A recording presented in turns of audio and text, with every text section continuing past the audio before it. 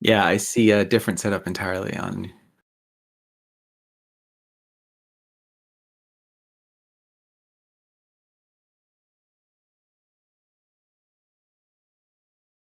Oh, we're live. I can see it.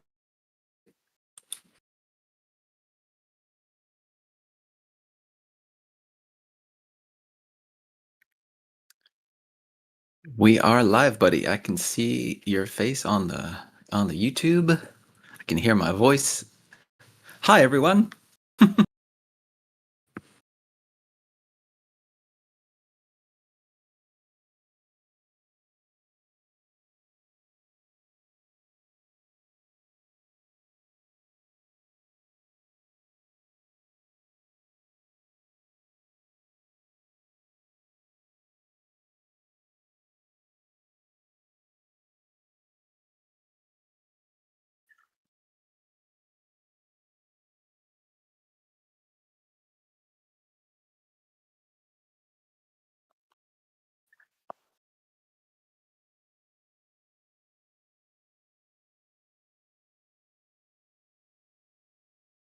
Um, this might be better.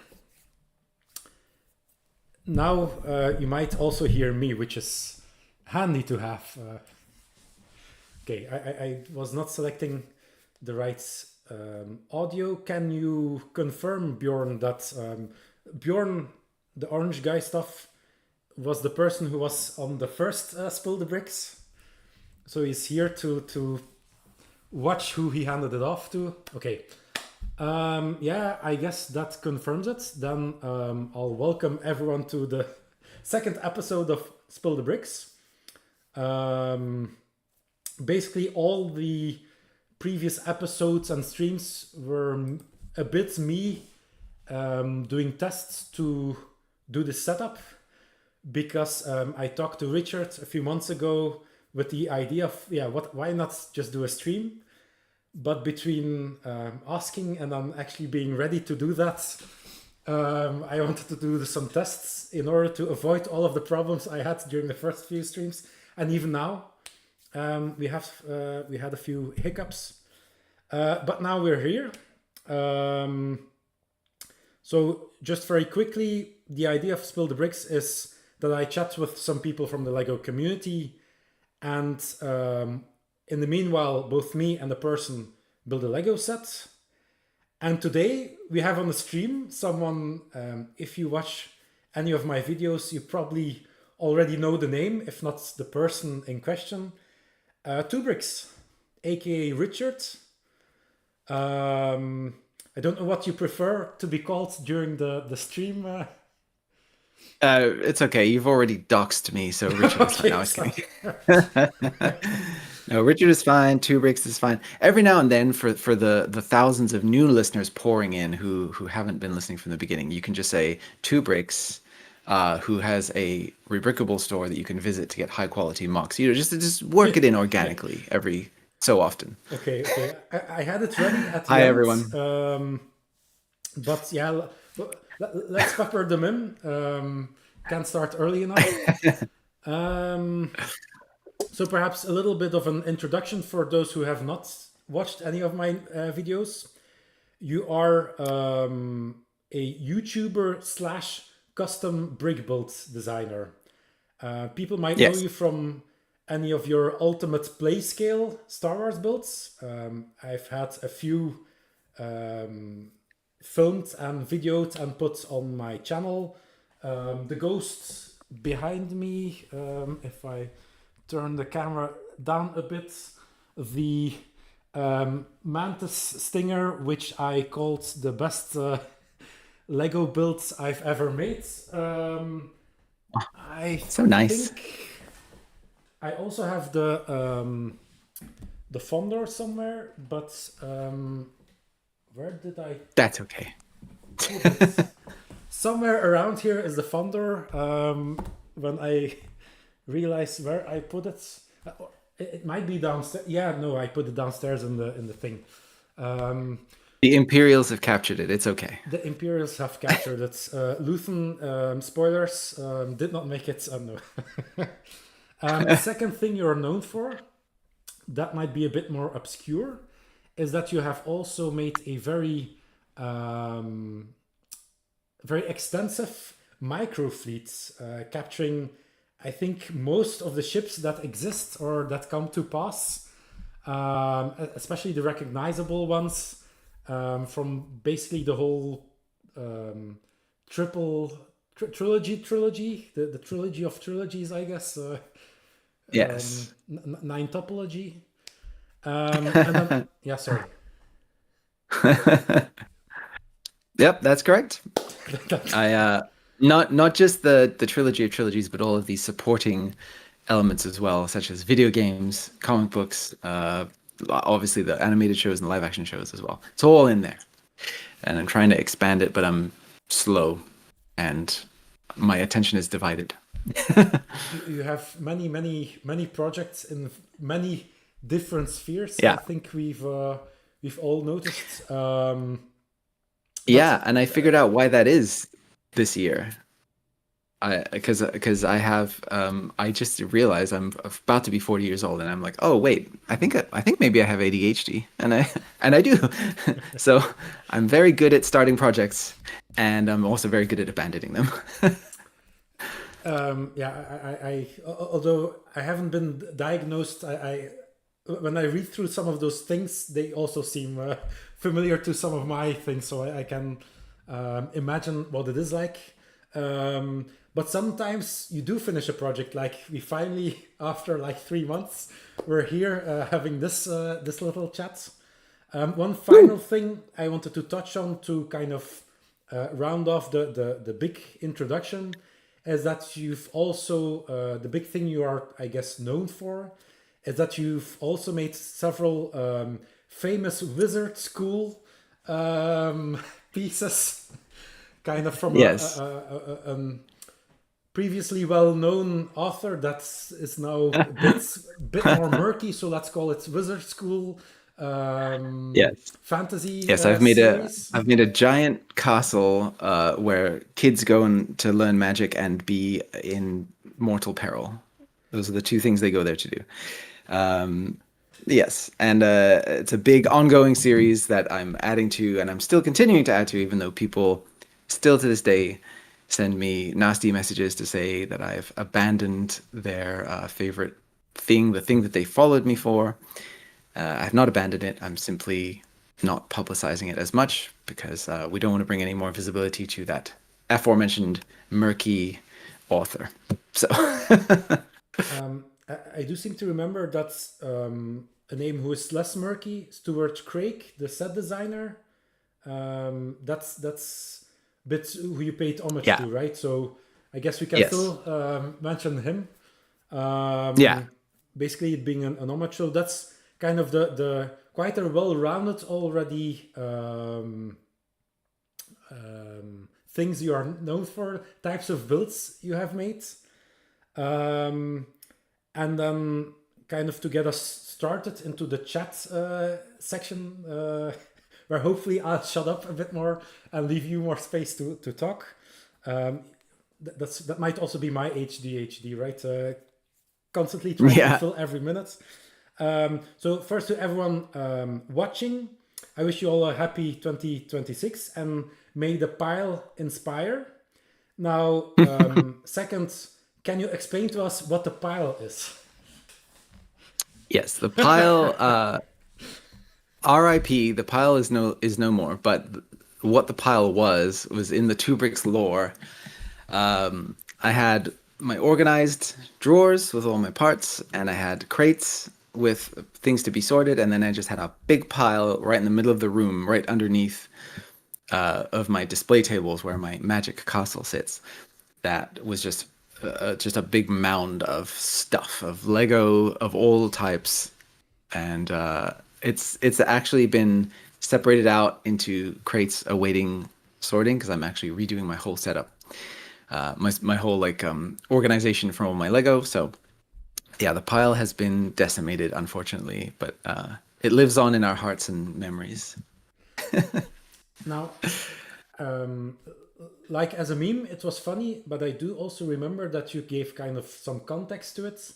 that actually the pile, the advantage of it was that there were like big, semi deconstructed but still hanging together pieces that Right, kind of gave you right, right. inspiration, right? That you. It was handy in a couple of ways. Yes, you're right. Because what I had was I would have like, oh, I need to steal these 7 elements from this official set and for a mock I'm building. So then the set would no longer be complete. So I'd be like, well, since it's no longer complete, I'll just throw it in the pile, right? Like a full ATST or whatever, and it's just missing like 3 parts. So I'm like, well, it's not complete. So on the pile it goes. And then as time goes on, I would build more mocks. I would pinch more and more from those things. And a lot of times, if I'm looking for a specific part that I know I don't have a lot of, I'll go on like Bricklink or one of those websites that kind of catalogs things that, and I'll be like, which set did this part come in? And I'll be like, oh, I have that set sitting in the pile currently, and then I could go and scavenge it from there. So I would it was like a shorthand way of hacking organization without being organized at all. Now I'm trying to actually be organized, and it's a lot more work, but yeah, it's so far I think it's worth it. Then perhaps I was kind of half forgetting it. There's also a second part of this where we kind of try to build a set. Perhaps Yes. I'll first hand it over Here. to you because I see you have something different in front of you than what we had as a test image. So this is a bit more exciting for me Yes. because I haven't seen that one built yet. Yes, I have that one is a backup. So I have the up house here, which I was one of my sets I wanted to get for a long time, and then I finally pulled the trigger when there was some kind of sale or double VIP points or something. But I'm going to be doing the AT today because it's just fun and it's colorful, and I thought it'd be cool to, I don't know. Want to rip this bad boy open? Yeah, let's, I would say, I have a special, uh-huh. a special tool to open boxes with. Yes, it is a mighty pen, but the pen, as we all know, is mightier than the sword. But this one actually is a sword as well. Ah, okay. It's a knife pen. It's a knife pen, pen knife.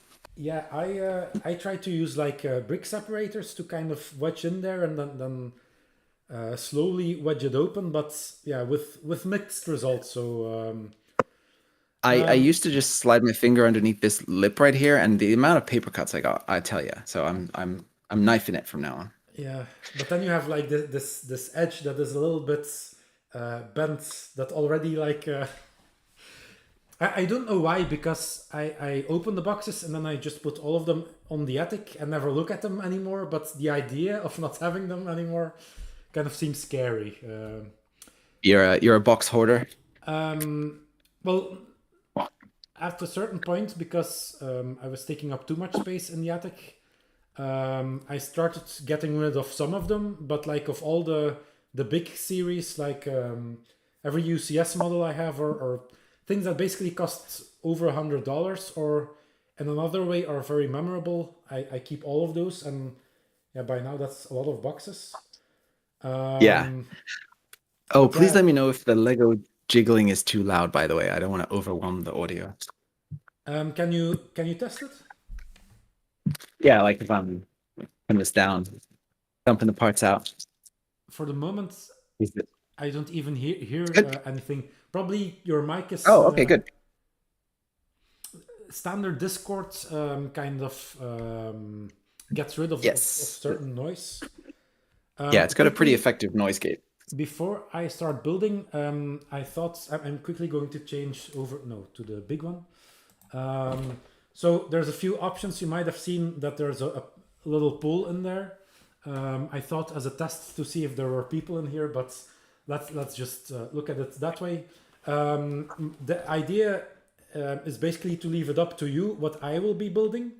In the meanwhile, you can look in the right-hand corner to see how Richard is doing. And there's basically 3 options. I either continue with the Grogu I started last time, and I basically only need to do the pram. But I thought perhaps that's not exciting, so I'll give you a second option. Try to get this wire out of the frame. This is Where unprecedented audience interactivity. You yeah, guys are so sorry. lucky. Um, well, slightly overtime, but no worries, no worries. Um, basically, hi Casper. That's so cool. So basically, Two Bricks will be building the gingerbread colored 8080 and Darth Vader. I'll let him maximize the Oh. viewing area of that set. And I'm going to leave up to you what I'll be building, either finishing the Grogu and Pram that I already started, or get started on the turn down these lights for a bit so there's less glare. Get started on the K2SO, or to kind of throw in something special in here, I also have in my possession what is the famous set loved by every Star Wars Lego Star Wars collector, the Lego Sand Speeder. Now, Curveball. I'll leave it to you. I'll see if there's any votes coming in. So votes are now open. Basically, type 1, 2, or 3, or type the name of what you want in chat. And if there's votes, we'll follow the votes. And if not, then I'll leave it to, or I guess Richard can vote. Then we have at least one vote, and it's not just me deciding it. I personally, because I like to see things get completed once they're started. You know me. That's my whole thing. I vote for the pram. The Pram, yes. Plus, the SEO. You know the optimization. Mandalorian and Grogu is coming out soon. It's going to be trending. You know what I mean? Get That's that in there. also true. I'll show. I'll put into the. Yeah, I shouldn't walk away from the mic and continue talking, but I'll put into the view quickly. No, this one. So that's where we are. We already built the mini Grogu, which has a nice functionality, and this much of the pram. So that way you can make an informed choice. It's a nice looking Grogu. Yeah, I thought so as well. I don't know why, but I feel like it looks better than the big one, even though it's tiny. Yeah, it looks more cute, I think. I think so too. The eyes and then The funny thing about Lego scale is just going up or down by like 2 studs can change so much about your entire build. It's kind of crazy. The Darth Vader helmet lower jaw piece thing, I was using that for a while to represent snow speeders in my microfleet because it's a perfect kind of shape for that. yeah. And so now I have a sand speeder version because I have the nougat version of Yay! that. So there you go. Yeah, hot take, but I kind of like the sand speeder. I haven't built it yet, but I like the idea of Lego giving I us like it too. a variation of it, even though Yeah. apparently it did not do well. Everybody loves to see like EC Henry or somebody come up with fan design for different types of snow speeders and whatnot. And then when Lego tries it, everyone loses their minds. No, I think it was a great little set. I liked the flame one too. I made a video about that being an underrated set. The one from just recently. Oh yeah, so Vader here has no face. He's just got a lump of raw cookie dough for his head, which is creepy.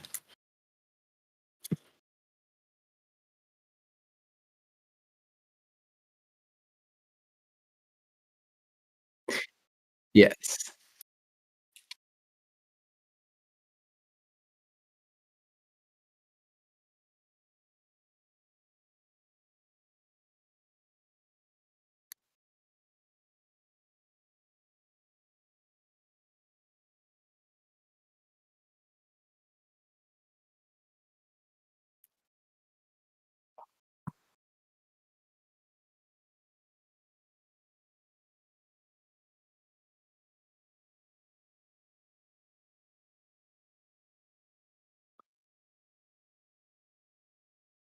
Right, I forgot. You heard me, but all the rest didn't because I put off the microphone. I quickly want to check with the viewers. Do you get feedback? Do you hear Richard twice?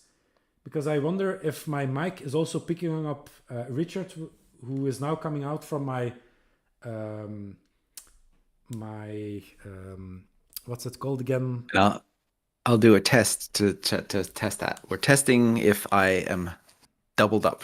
Anybody hear me twice? Okay. Which, no complaints. 2bricks twice is twice as nice and all of that. That's why it's 2bricks, right? Not 1 brick. So double the Yes, bricks, double the fun. Okay, so they exactly. say it's all right. Then I'll leave the mic on. Um, well, I'll turn it off while I'm turning over the bricks. But then I'll before I do that, I'll perhaps throw another question back at you. I already Sure. introduced you as kind of a Lego presence on YouTube and on Rebrickable, but people might also know you from that other thing you did and worked on some big projects. Care to elaborate what else people might know you from? Sure. Well, let's see. There's a few things. So let me just rotate this. There you go. So well, okay, on YouTube, I was pre 2bricks famous, I guess, for doing a 6 year long Gorillaz fan film project that currently I think has something like 21 million views. So it's by far the most successful thing I've ever done on YouTube. And of course, it's the one thing that's not monetized. So yay. So there's that. Um, that was just a fun little thing I did in my spare time because I'm a big Gorillaz fan. And then also, I actually had a career in animation working on TV and feature films. So I was on some TV shows like BoJack Horseman and Rick and Morty, uh, Community when they did an animated special episode where they did a G.I. Joe thing. And so I was on those things, and then I transitioned over to feature. I was at Disney and DreamWorks, and very, very briefly at Blue Sky right before they were shut down by Disney from the whole merger thing. And yeah, so I just touched a lot of different projects. I had How to Train Your Dragon 3 was my first feature film, and then I worked at Disney from Raya and the Last Dragon as an animator all the way through to um, Strange World, and then a little bit on Wish, although not as much on Wish. But that was the like big 100 year of Disney anniversary movie that nobody seemed to really like. But yeah, and then I decided at that point I'd been doing Lego as a hobby and as a stress reliever from animation for so long that I decided to transition over to doing Lego and YouTubing and stuff full time because I was doing okay with sales from my Rebrickable store and things like that, and I decided to try to give it a real go. So that's what leads me here, talking to you fine folks now. That's kind of my the arc. Yeah, I was indeed pointing or mentioning mainly the animation work you did. I kind of forgot, or I don't know if I've seen that fan animation yet. It is very Ah, painful that that has 21 million views indeed, because that's probably a nice that would be nice YouTube income. yeah, for sure. Yeah. Obviously, the problem being there is that I'm using the official song "Rhinestone Eyes" from Gorillaz to put as the backing track, obviously as you'd expect for the music video, and that music is not owned by me. So in order to not risk it being taken down or copyright striked or whatever, I just put it out for, like, no ads, no monetization. I am going But yeah, to, it's yeah, it's fun for I'll people to be able to see a thing without ads for once. So at least I do that. that is true. I noticed that when I'm manipulating the bricks, that I'm having a hard time hearing you, and I think if I put it too loud, then it will start echoing. So I'm quickly going to run down to get the headset that I mentioned earlier, but I'll leave Cool. the folks I'll or I'll vamp while you're gone. voilà. Thanks. Oh, Be back in like 2 minutes. all right. Okay, now that that guy's out of here, let's get real. No, I'm kidding. I hope everybody had a wonderful holiday season, by the way. I know that we're into January now, and there's a whole bunch of new Lego sets taking up our focus, but I'm hoping everybody got some nice things under the Christmas tree. I myself did not really. I was kind of waiting on some of the January stuff, and I knew that smart bricks were coming and they were going to be pricey, so I decided to hold the budget for those things. And I also had a lot of renovations and stuff that I was doing to my shooting space that required my attention. So yeah, I kind of forgot about Lego temporarily while I was doing all that, and it was like really weird to come back and be like, oh yeah, I'm supposed to be building MOCs and stuff. So I'm kind of still um, resetting my brain to productivity mode as opposed to, I don't know, being lost in the whole painting and cutting tables up and putting up lights and stuff. So I'm gonna do a video, a room tour video soon once all my sorting stuff is under control. I'll be shooting a video for that, so you guys will get an intimate look at the place where I do my creating. I think I did a room tour video like 2 years ago.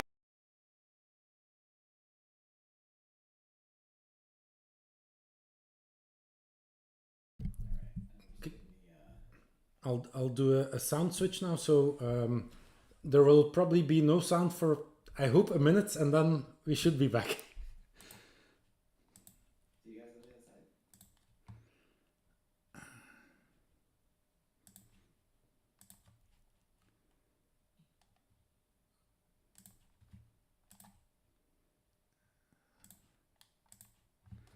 Okay, can I hear you now? Wait, I need to.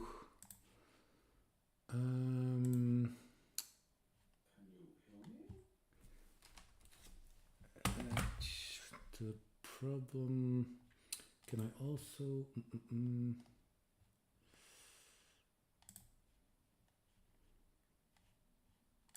Can you? Could you repeat?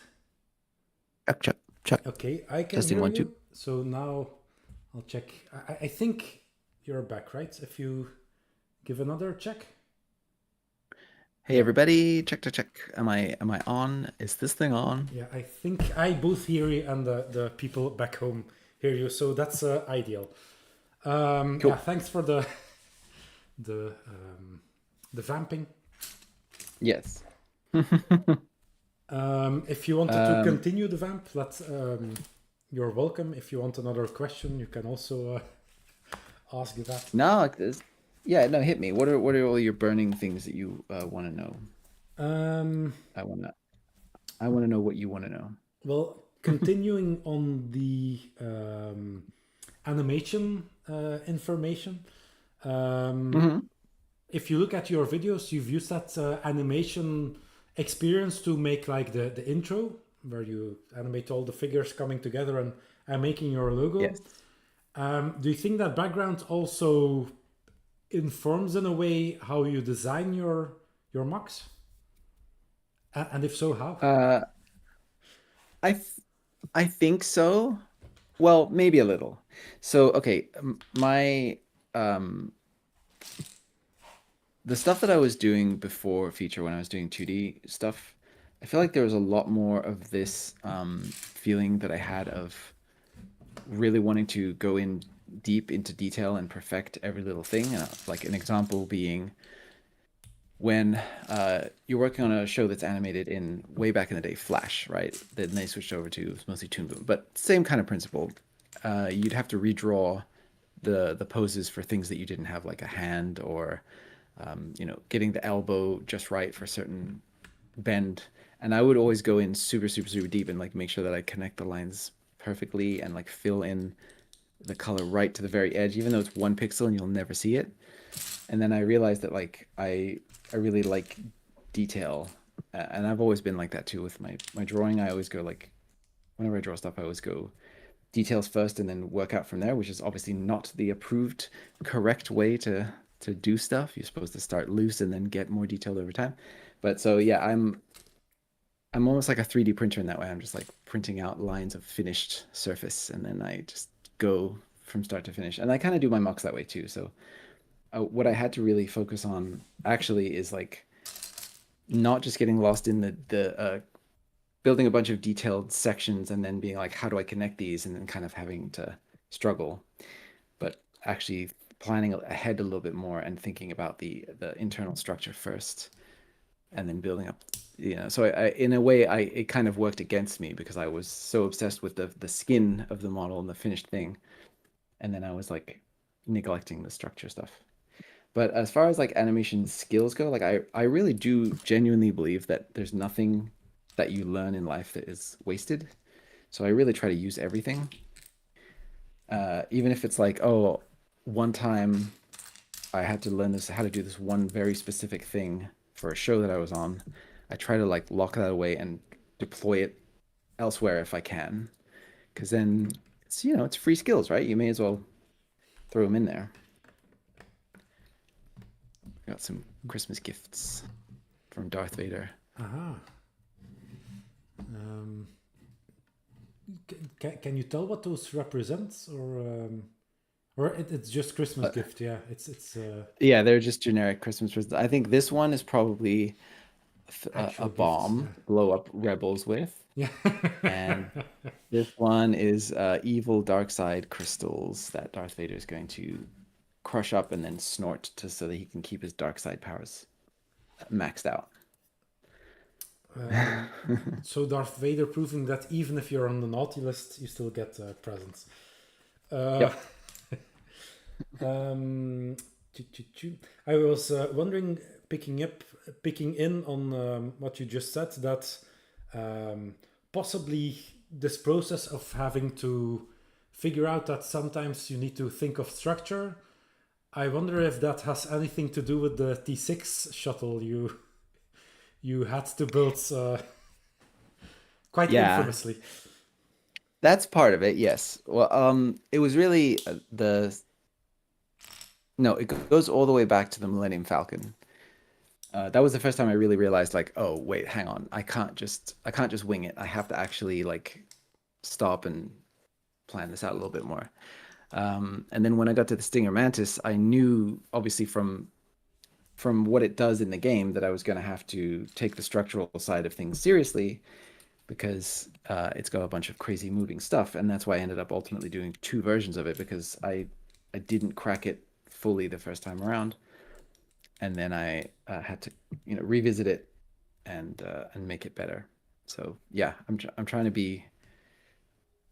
Oh, this is a really cool. Sorry, I just encountered a really cool technique where this tile intersects with these little corners of this wedge plate right here, but the little notches that are cut into the tile to allow for studs perfectly line up and allow that to like not collide. Wow, that's really cool.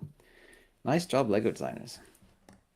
But yes, so the rotating wings and the structure of all that, and making it so that the body wouldn't just snap in half when you pick it up with all the weight towards the back. That is what then gave me the confidence to say, okay, maybe I can tackle the T6. And I have tackled it. I just haven't made instructions, though I'm working on it, and they are progressing. A lot of people assume I've abandoned it because I haven't heard anything, but I'm working on it behind the scenes. If only I could make content out of like sitting and making instructions, the most boring thing imaginable, then I'd be golden.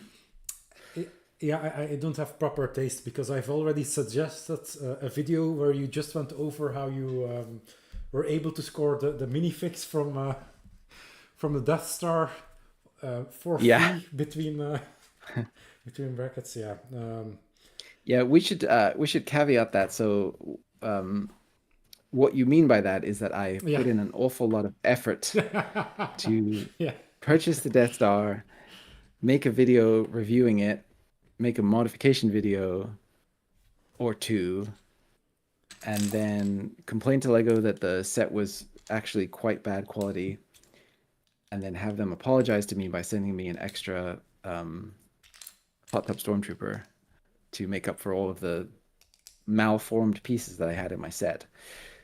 And then I resold the Death Star Sans minifigures, and I was able to just about recoup the $1,000 that I spent initially to buy that set over a I period did, of several months. yeah, I didn't even know that you had so many issues that they sent you a replacement or an extra hot top fig. I Yeah, remember you they sent me mentioned like something about the things, but yeah, there was like 14 parts that were either really badly scuffed or that literally wouldn't fit together the way that they're supposed to, and I meticulously documented those things because not because I'm keen to get something free, it's because I want Lego to know that they have issues and be better. Uh, it's a lot of like stan culture surrounding brands these days, and I think it's very unhealthy when a brand sells you a very expensive product that is not up to snuff. You should absolutely let them know that so that they get that feedback. Otherwise, they think they're doing amazing and perfect. yeah, especially with now more and more competitive brands or products coming on the market, Yeah. it also makes sense for them to at least keep up, if not push the envelope, I guess, Yeah. to push it And forward. to be clear, I do still think that Lego makes overall the best toys in the world. I do think that. But Mm. when they start to let the quality of certain elements let the rest of the set down, like for example, if you get a really beautifully designed model, but all you can think about is the really hideous stickers that are badly printed, the colors don't match at all, and it's like literally all your eye can go to when you look at the Enterprise, right, which is a Mm. gorgeous set. Then it's like, yeah, that's worth letting Lego know that they're messing up on because it is kind of tainting the whole rest of the experience, you know. Yeah, and especially with the deluxe sets. Yep. Now that Premium said, prices. my first thoughts with the new um, Pokemon sets was also that they were not looking very um, gorgeous. I felt like some of them were a bit uncanny valley to say the least. But then apparently they sold out in like a few hours still. So Yeah. Well, that's that's possibly the also a thing, right? message they're getting. There's there's a certain level of magic that Lego still has, like a goodwill that they have with people that is kind of it's like entrenched in us. That when you see a thing that you love combined with Lego, it's extremely exciting, even if you're like um even if you're mad at Lego right now because they messed up this or that specific detail, or it doesn't that curve isn't as smooth as it could be or whatever, but there's still something about like, oh, but it's an official Lego this thing that I love that holds a lot of sway, and that's what I don't want Lego to lose, and that's why I kind of give them a hard time when they mess up, because there's something special about it that I don't want to get lost.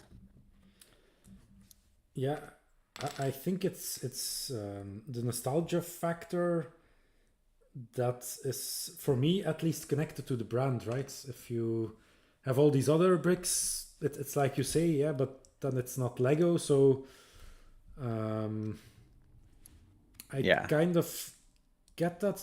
On the other hand, I wonder, like, is it something Lego should keep hold of, or should I evolve to? I think you've already possibly evolved a bit further since you've talked about the Lumi bricks, which is yeah an alternate brand, and Yeah. had good experience with.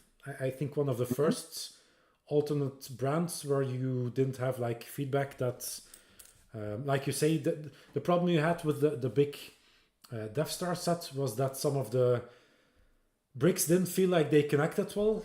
And that's, I think, a Yeah. very bad experience because you want a nice Yeah, clickety clackety. yeah, it's the first time that's ever happened with Lego. Yeah, that's kind of bad that it's on their most expensive set to have it happen Yeah. to. Yeah. What is interesting though, and what I was happy to see is that they they had me go and look up the specific serial number of my particular Death Star because they're investigating which factory produced it, which factory packaged it, and they're gonna go and chase that down because Lego really doesn't want to have to spend a ton of money on customer service, and so they do take it seriously. It's not just like, oh, well, sorry that happened, gee whiz, you know.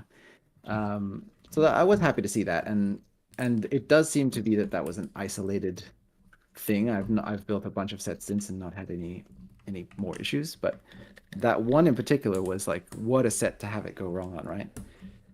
Yeah, and of course they don't know what sets will that end up where, but then if it ends up in the in if it ends up in the hands of a creator that then will share his experience with an audience, Yeah. it's especially painful, I would say.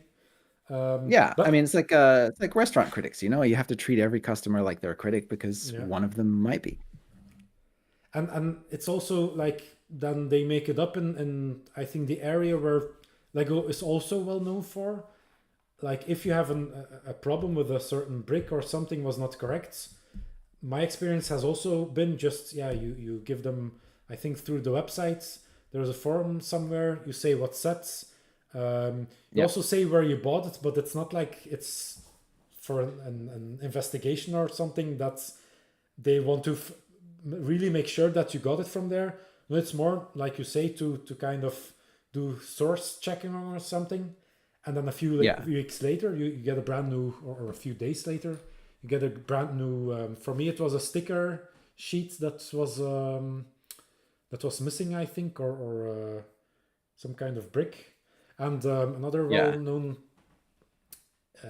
example is that dropship where they modified the way that the printing on one of the minifigs was, and now they send that out for free. So yeah, Yeah, that's that's Lego is still doing that very very nicely. I think that yeah, for sure.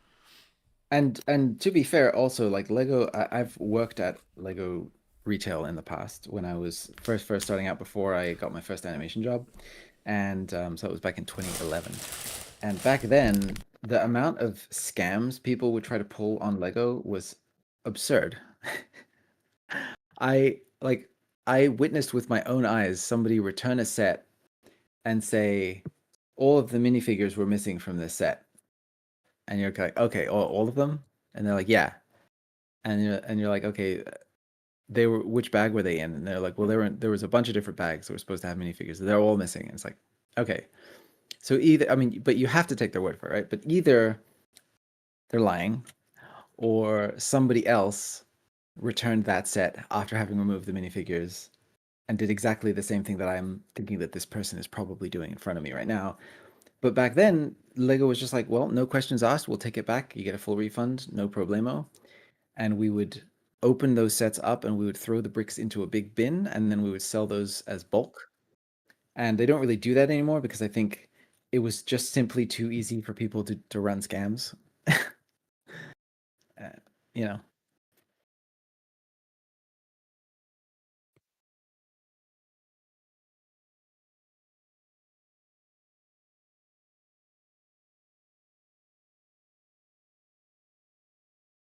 yeah, yep, yep. Well, I actually had one of those in the store too. It was like rocks, a couple of marbles, uh, a bunch of crap.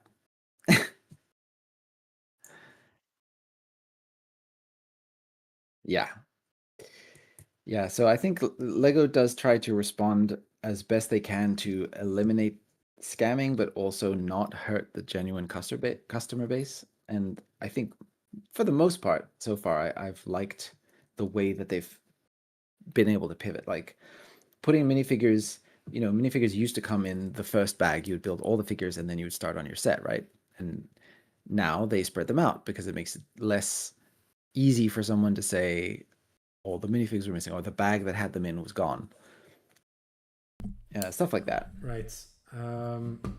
Thanks for telling me, Casper. I while pouring out the back, I turned off the mic, but the problem is I'm using two mics, one on the stream cam that Richard can hear, and so he just kept talking because he didn't notice.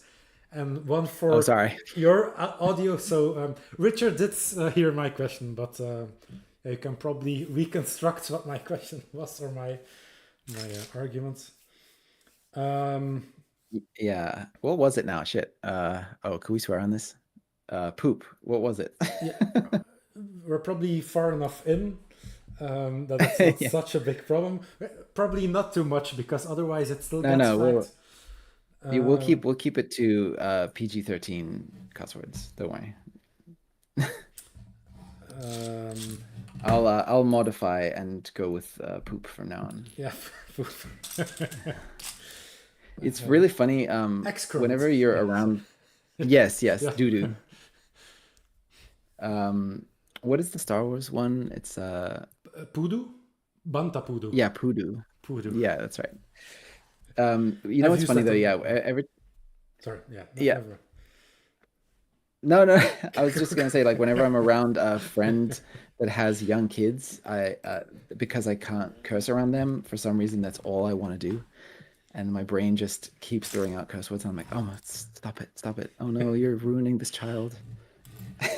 Ah, not as in it ends up in your head, but then you block it at the mouth. No, it's out before you can stop it. And but Yep, I mean, that's also a type of education that they'll yeah, get. it's true.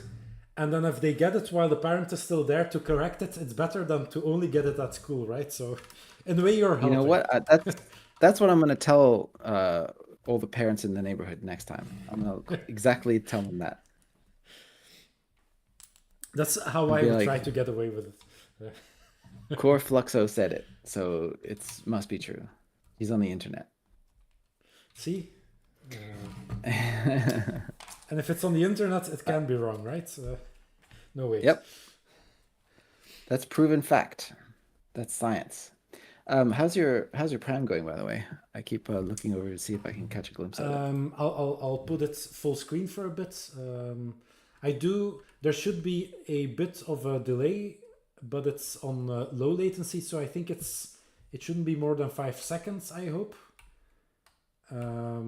I didn't want Oh yeah, to curse it with ultra low latency because I hadn't tested that yet. So yeah, yeah, it's coming together. I like how they yeah they're closing up this thing with that, and then all of the shaping is nicely coming together. There's still a yeah a very small blank space or negative space in there, but I think especially yeah. from a distance it's looking very nicely rounded. So yeah, it's coming together well. Perhaps responding to something or going into what you said earlier. I actually don't remember minifigs coming all of them in bag one because I did Lego as a young man, and then I had a very long dark ages, as they call it, the period where I didn't do Lego anymore. And I'm Yeah, wondering, did you have a dark ages, I or did. you had? Okay. Yeah, so I basically until the PlayStation 2 came out, every Christmas and every birthday, I was like, I just want more Lego. And then I was like, I just want more PlayStation 2 games. So I had a Dark Ages from about the age of, I guess it would be 15 until I started working at the Lego store and remembered how much I love this stuff, and I was getting reprimanded all the time for building too much when I should be helping customers. Um, my pockets were always stuffed with Lego, and I was always like constructing some kind of little thing, and then I was reactivated at the age of about, I want to say, 25. So I guess I'd have like a 10-year dark age. Ah, I will still carry the shame with me forever.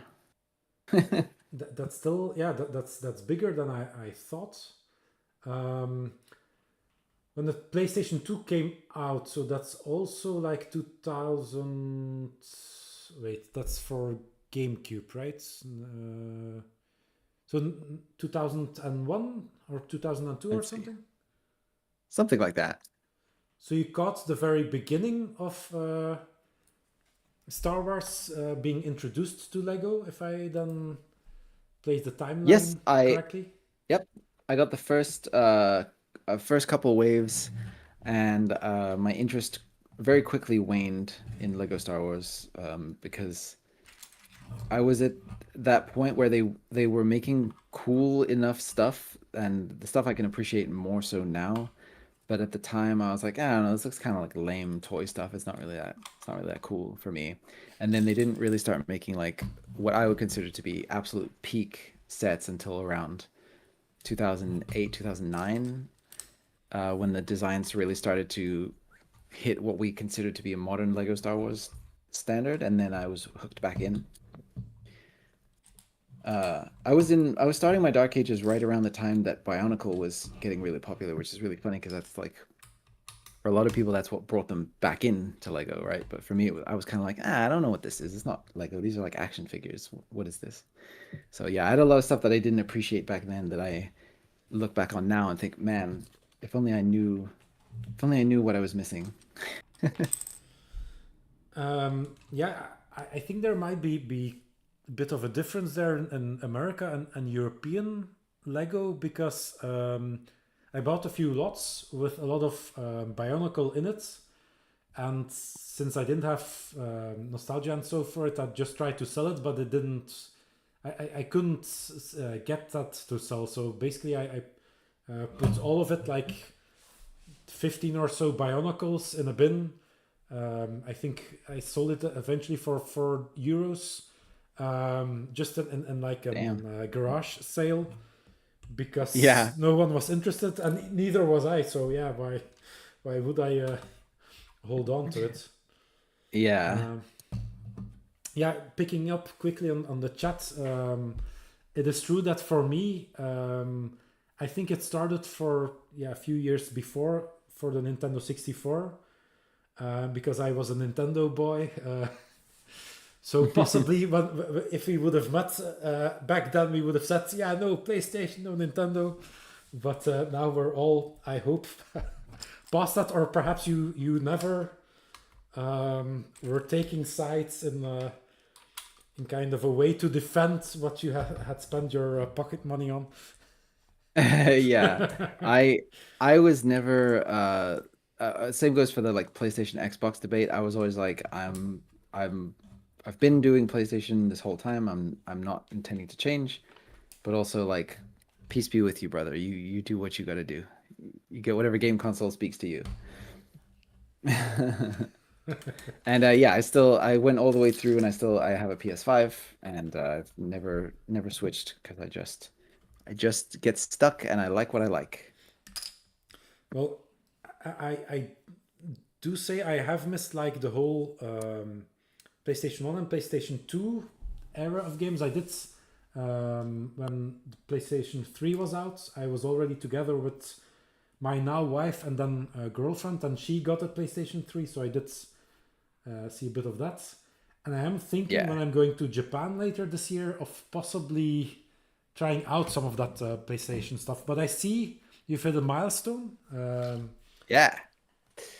That's We have already starting to become recognizable. yeah, it's funny. It's up until now, it's looked like a little kind of holiday train type of thing with these with like wheels. Actually, this is something that I wanted to touch on with like why I think Lego is still the best. Like, there's some magic that they have where when you look at a little scene like this, where there's just a candy cane and a chair and a little rug, there's still some magic to it that they have that I don't quite know. Like other brands don't seem to know quite how to capture it. Where it feels cozy, even though it's just nothing. Like there's a couple of tiles representing some Christmas stockings in front of a little basic fireplace, but it just feels good. And I've noticed that storytelling seems to be lacking in a lot of the other brands, um, where you build something, you have bricks, and you build a space, but you don't feel what that space is really for. Mhm. And so I think that's the iconography that Lego's that's like dialed in on for so many years that I think other brands could learn a lesson from, in my Yeah, opinion. Yeah, and for the people watching, let me reiterate since a few people have come in and gone out again. I'm talking to 2bricks, and he has a rebrickable page. It's in the down in the description. No, wait, wait, I was just kidding this about site. that. I was just No, kidding. no, no, but actually, because you touched on something, I think that makes your bricks or your builds kind of special because in your ultimate play scale sets, I feel like that is also something that not all custom builders kind of get. That what makes Lego better if it has like this feeling that you can look at a certain, for example, the Manta Stinger, that you kind of get the details in there to imply all of the things that make it a space that is lived in, that has the characters running around, and you can kind of feel like you need to have those couches in there. And that's probably also why I like the Manta Stinger, because it feels like a van life but in space thing where you have everything there. Yeah, You were talking about coffee. totally. You have a coffee drip thing in the back. You have the couch with the breakfast table. You have the other couches. And I feel like a lot of your builds, those that I like best, also capture that, like um, the mantis stinger, the ghost, the same. All of the bedrooms have a little bit of detail, have a little bit of enough insinuated detail that you can fill out all the blanks, but still leaving some room for your imagination to also do its work. And Yeah, yeah, if I thank you. compare it to some of the earlier builds that I did in the beginning, um, I don't want to disparage certain creators, but I have felt that sometimes when you build a custom set, it has a bit the same problem that people are trying to replicate a form. But then if you look at the detail of the interior, yeah, it's just a blank slab, and okay, it looks nice on the outside. And usually you only look at the outside, but it's missing that spark that you mentioned that Lego has. Um, Yeah. Yeah, I've definitely experienced a little bit of that as well. And one of the fun things for me about getting to go to like a Lego convention with my models is seeing the kids' faces when you peel off the roof and you show them what's inside, and they just light up and they start like scanning and taking in all the little stories. And that's, yeah, that's kind of the magic of Lego, right? It really speaks to your imagination. have you been to exhibit some of your models yet to a convention? I've only been to the local Lego convention, which is Pasadena Brickfest Live. I've done that twice, and it was fun. But for me, transporting my models is not the easiest thing, so I try to keep it local. But I know I haven't ever done any Right. of the like Brick Fair or slept my way out to Virginia for that stuff. But I would like to eventually. I would really like to. It'd be super fun. It's exhausting though. Be kind when you go out to conventions to the people exhibiting. They're tired. Yeah, I can imagine. Like, I think we all have a little bit of experience on having to move a certain thing because perhaps you bought something new to store it in, and suddenly you need to manage. Okay, I saw Casper. This is where the juggernaut roots of the vehicle still shine. Um, I wonder, in relation to what that was a comment. Oh, about interior details, I think. Possibly. The juggernaut roots of the vehicle. Like I think Possibly, yeah. Sorry. they're referring to the recent set, I think. How the interior was still pretty good, even though the exterior was not that great, maybe? Is that what we're Ah, talking about? Possibly. the 8080 looked like it still had wheels, and he thinks, yeah, but the Juggernaut that was designed after the AT was designed, I would think, or no? Oh, I see, I see. No, yeah, he's referring to how the AT-AT was basically just they just took the body of it, they flipped it around, and then he gave it wheels instead of legs, and that became the Juggernaut. Yeah. Ah, right. Yeah, yeah. So, yeah. In the other way than I was thinking. That does make sense. I until now I had never stopped to consider that. Possibly because I was less into the prequels than yeah, some It's younger actually kind people. of crazy. Look at the shape of the body of the AT-AT Walker, and Yeah. then the head. And if you just compress the head slightly and kind of tuck it into the body a bit more, it's just the Juggernaut, and then to put wheels on it. Yeah. Also, a lot of people said their minds were blown when I observed that the Naboo N1 Starfighter is just an X-wing backwards. And then once they saw it, they couldn't unsee it. And I'm like, yeah, they just flipped it around. I think I I mean, can obviously, a little advance. bit more went into it than that, but Yeah, I would show it live on the thing, but I think I put the Starfighter, the Mando's version downstairs, so I can do a side by side. But now that you mention it, yeah, the general shaping, but a bit sharper probably because I remember yeah, the thing I didn't like at the beginning and I had to grow into was the fact that everything was so pointy suddenly in episode one. yeah, Um, let me yeah. It try was the to. era of Sorry, yeah, go ahead. no, it's okay. I was thinking it's the era of beautiful hand curve or hand sculpted parts before the Empire, and they made everything factory built. Is that the in-universe reasoning behind the? Yes, yes, Uh, it is. um, These legs on. I am thinking. So another question. Yeah, we might not get through all the questions, but that's not a bad thing. The Sure. idea being that if we run out of stuff to build, the stream is over, and if I run out of questions to build, the stream is over. So we'll see what happens first. Um, I have like 7 sets queued up, so I'm uh, not going to run out. or if you just want to leave because you want to do something else, that of course is also a finalizing condition. Um, Yes. but getting back to a question, getting back into the history of 2bricks and the man behind it. Oh Um, boy. growing up as a kid, what was your favorite theme and what was your favorite set? Okay.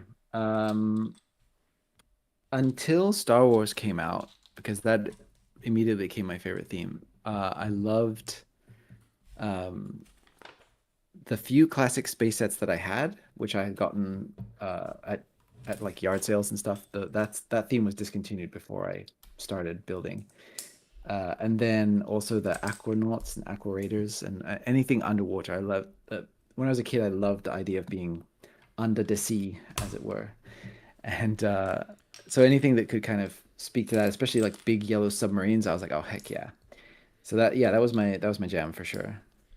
So the big aqua raiders base, I forgot the name of the set now, but I had that one. That was my first like proper new in the box Lego set. Um, I was very, very, very happy to get that. So basically, there's even kind of half a unifying thing then that basically, if it was a theme where you had an environment that was dangerous in terms of oxygen, where if you stepped Yep. outside you would die, that was kind of Yep. the thing. Yeah. Yeah, that's it. I see someone calling out Lego Atlantis. I don't know if that was before or after Aqua Raiders. I think that came out around 2009 and ran Ah, through around 2012, I believe. Those were good sets, but I was well into adulthood at that point and didn't have a lot of disposable income. You know what's funny? Actually, the first set that I bought that I officially was like, okay, my dark ages are over. I'm back. Was the Black Pearl, the first one, oh, because I'd saved up all my pennies from working at the Lego store, and they have well, used to have a day where retail employees would get access to 50% discount on sets below a certain price threshold. So you couldn't like get the Death Star 50% off, but anything that was like $100 or under, I think you'd get access to, and the Black Pearl was $100. So I bought two and Do made a you big want Black Pearl out of it. an update on that? Because I have some insider knowledge. Well, I'm not an Oh, insider, but I heard it from two people who work at Lego. tell me. Um, Yeah, yeah, yeah. it's basically the same, but it's now all days, and it's just that you have a fixed budget per year. You have, yeah, and it's pretty big. I think 1,500 euros or something that you can buy Lego stuff at 50%. I think I And may have to go back and work at the back, Lego store.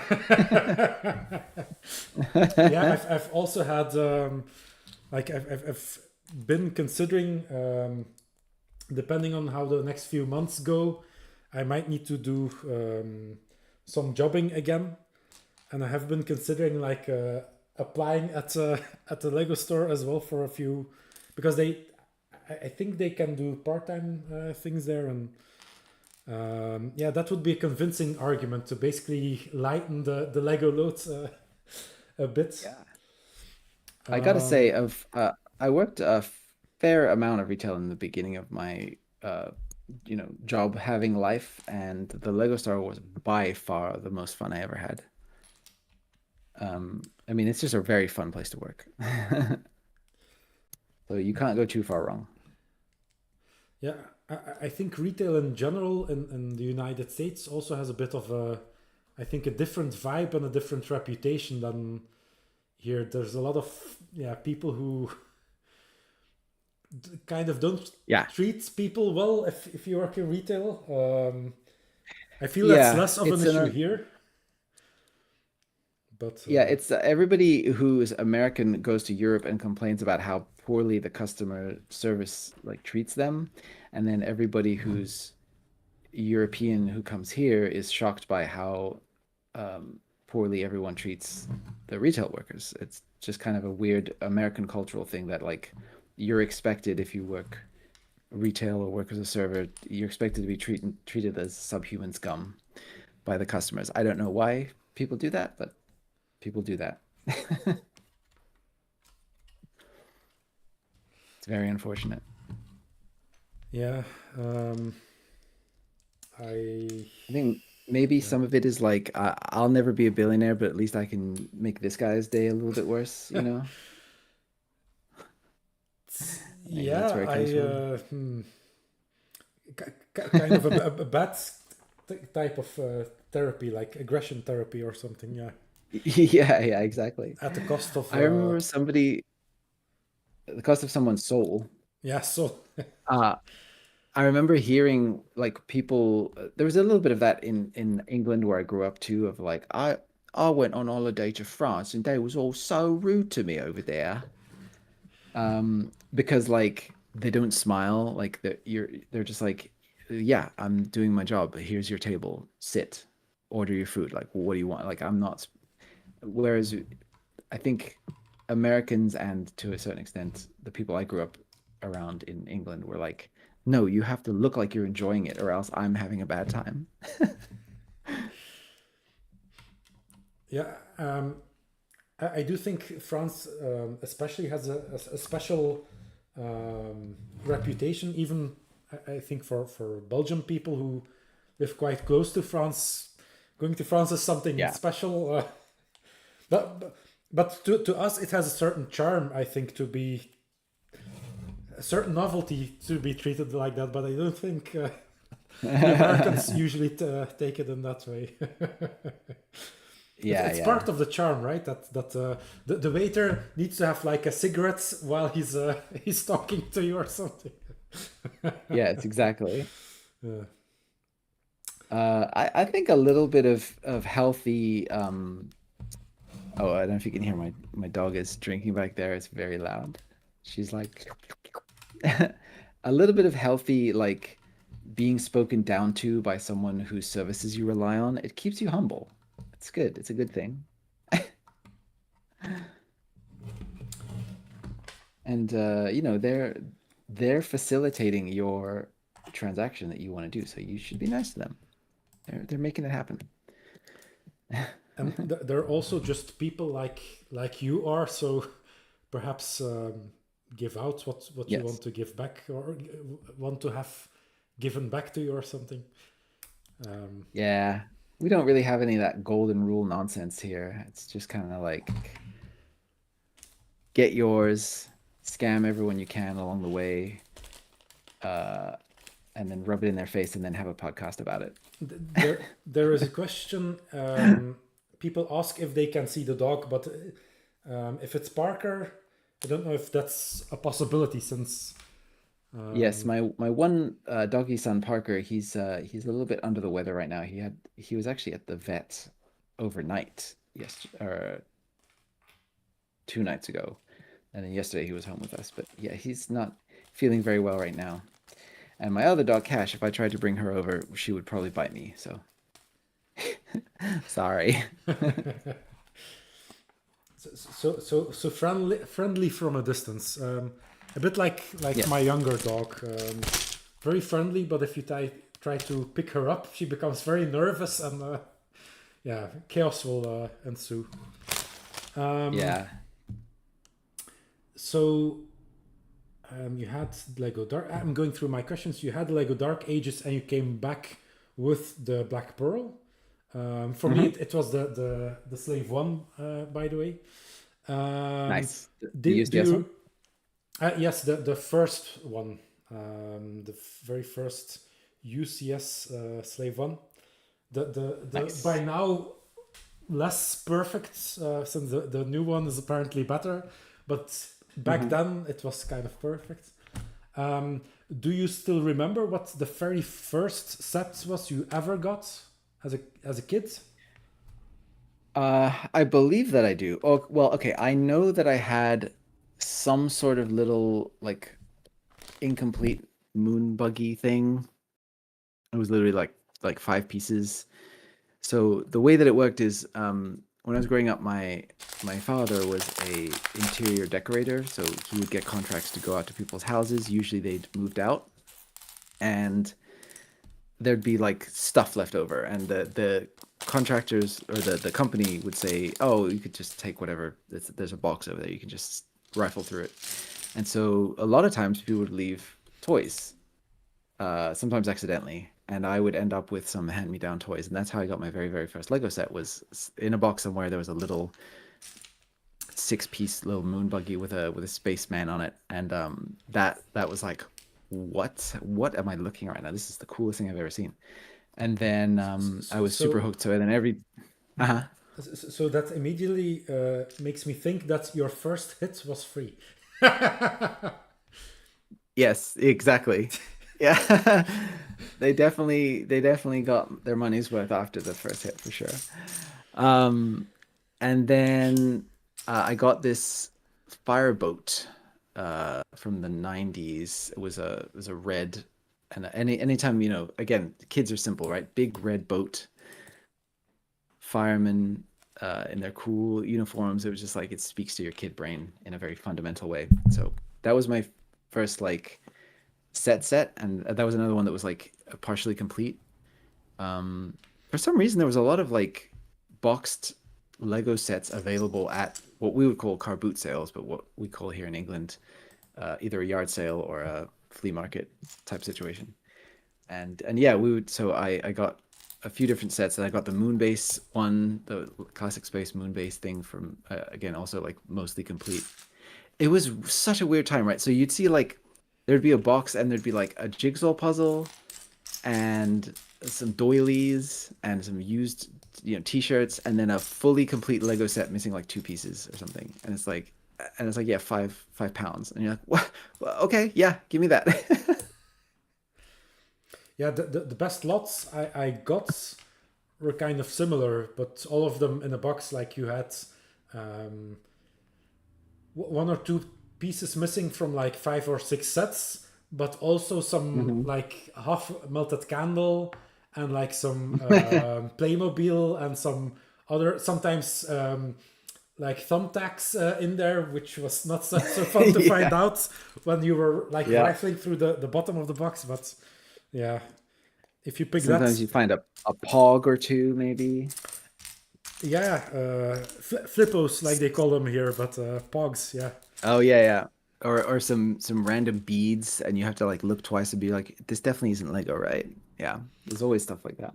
Yeah, and even if you say, yeah, this definitely isn't Lego, then you throw it away, and then later, this is something knockoff, and then you later find out that there's something called Jack Stone that does not look like a Lego minifig, but was actually Yep. real Lego, and you threw it in Yep. the bin because it was thung. I've done that exact Yeah. thing. Yep.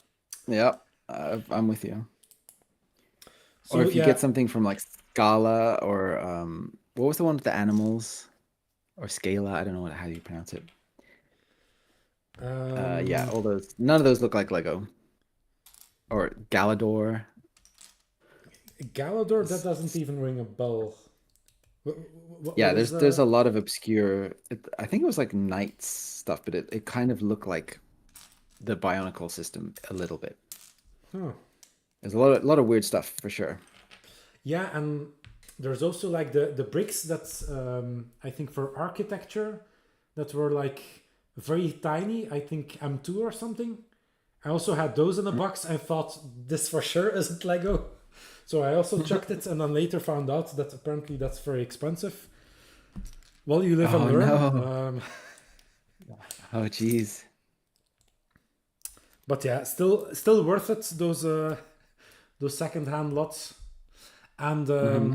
as Bjorn points out, the worst thing to find in those boxes is hair, human hair, like Oh. sticking everything, Oh and no. then and yeah, and then you say, Mm. okay, I'll wash this first, put it through the strainer, and then touch it with my hands because it's a bit too icky. That I was gonna say the worst thing is when you get a really nice like a classic Lego Star Wars set that's complete and then you turn it around and like a kid has scribbled on it with permanent marker or something. But no, human hair is definitely worse. You got me there. Well, the hair It's very washes nasty. off. The permanent marker is a stain on your otherwise perfect sets forever, of course. Yes. Sure. Um, Casper chimes in with, "You're thinking of Knight's Kingdom. Those were were his first Lego sets." Yeah, Ah. th- those who are familiar with the Discords know that Casper is into the knights and castle related themes, and he started with the Knight's Kingdom. Is that the knights that had all of this like bigger chest pieces on them or something? Like the minifigs were in a slightly different scale or something. Was it that? Yeah. Yeah, I think I heard mention of that like 2 weeks ago somewhere. Um, Okay. The thing I'm thinking of. Okay, so Galador is sort of like one of the many attempts that Lego had to kind of get into more action figures, and they were like human looking action figures that came apart at the like elbows and hips. huh. That's what Galador was. Yeah, it was Uh, very, very strange. You should definitely look it up. yeah, almost broke something here, but Extremely uncanny, gross, weird, upsetting to look at sets. it's Galidor. Oh, Yes. huh. That's something you definitely throw away thinking that's not Lego. And then once you find out it is Lego, you throw it away anyway. People are still not a big fan of it, even if it's nostalgia. I guess not. Because yeah, I guess if I ever get my hands on a big set of Bionicle again, I think I'm just going to put it on eBay and target the US because apparently people really like it over there. So Yeah.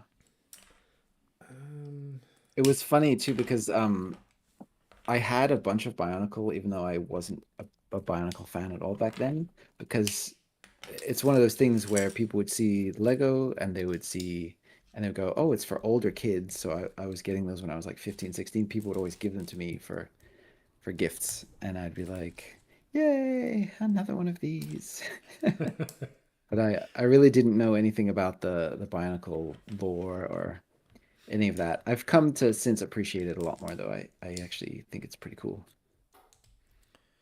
It's interesting too from a Lego history standpoint. Like they had this whole lawsuit over cultural appropriation of names of actual real world like uh, characters from religious faith that were being uh, or like cultural myths that were then being like exploited and sold, and there was sort of a interesting lawsuit that happened about that. So then for later seasons of Bionicle, they had to kind of pivot and change some of the names or ditch some of the characters. It's all very fascinating. And all things I didn't know yet. You always think that you know quite a lot about Lego now, but then you keep hearing thing after thing that's Oh not. man, the amount of Lego esoterica that is out there that you can just dive deep onto like so many specific rabbit holes, it really is endless. It's kind of like Disney trivia or Star Wars trivia. Like there's always more to know. No, it's always a deeper rabbit hole, no matter how deep you go. Like you were also thinking about streaming. Like that is something that you could also like do. Just talk about another rabbit hole, the rabbit hole of the day. Um, the Yeah. stream is a bit. The Discord is a bit lagging. It seems to. I think it's fixed again. Um, Sometimes I don't know if it's the connection or if I need to select the window again. Um, Sometimes if I'm on for too long, I do develop, it seems to develop a lag over time and it gets worse over time. So if you want me to, I can disconnect and reconnect. You can just let me know. yeah, perhaps let's try that. If it's easy to do, Okay. if it's easy to do, I think so. Well, I don't know about your setup, but we'll for find me, out. okay. All right. I'll stop and I'll be right back.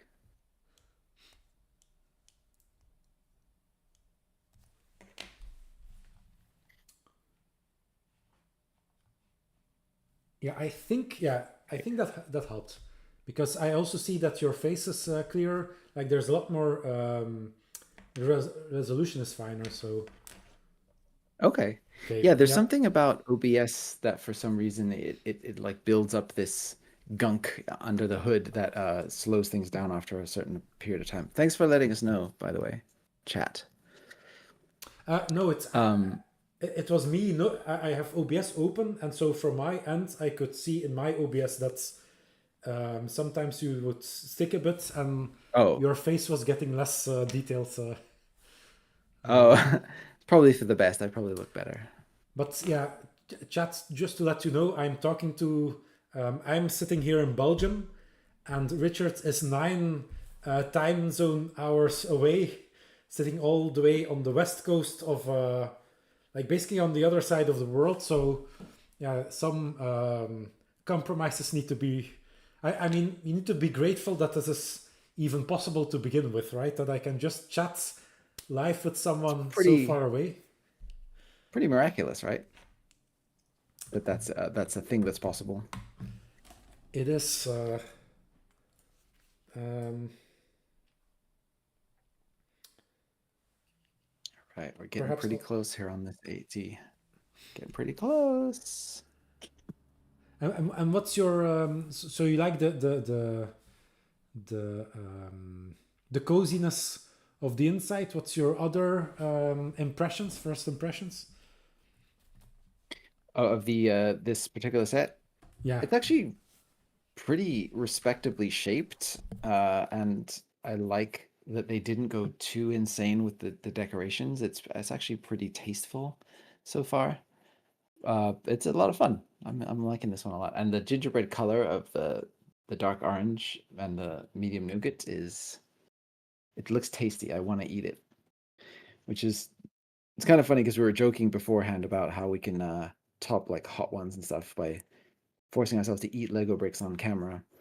And I kind of do want to eat these And actually. yeah, now you have tasty Lego, so Yeah. um, yeah, if you're up for a quiz, I can still try to uh, throw some questions together, but you'll probably win since you seem to be a lot more knowledgeable about Lego trivia than I am. So Oh, I don't know um, about that. I don't know. There's massive holes in my knowledge base. So yeah, you can quiz me. I feel like I'm gonna fail miserably, but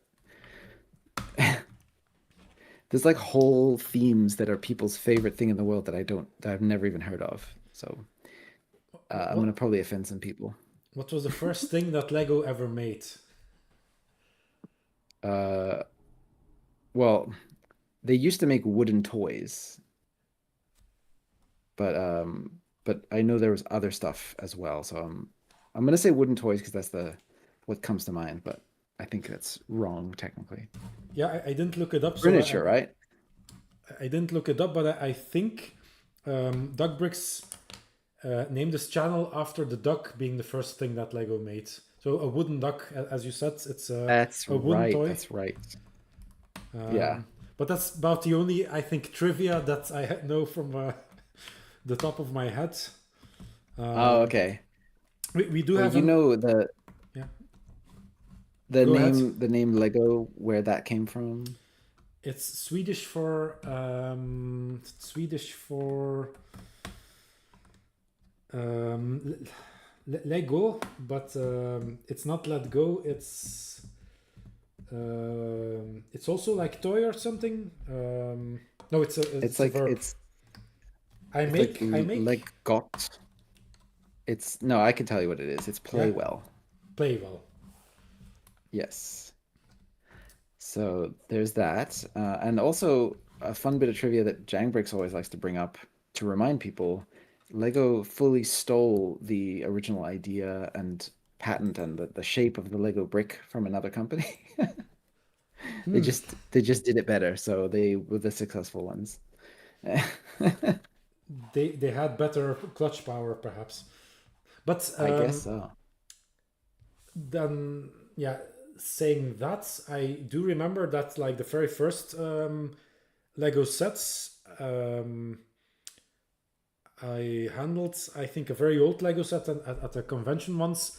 They didn't have good clutch power. They were very, like, very loose. If you push them around, they would Hmm. just disconnect.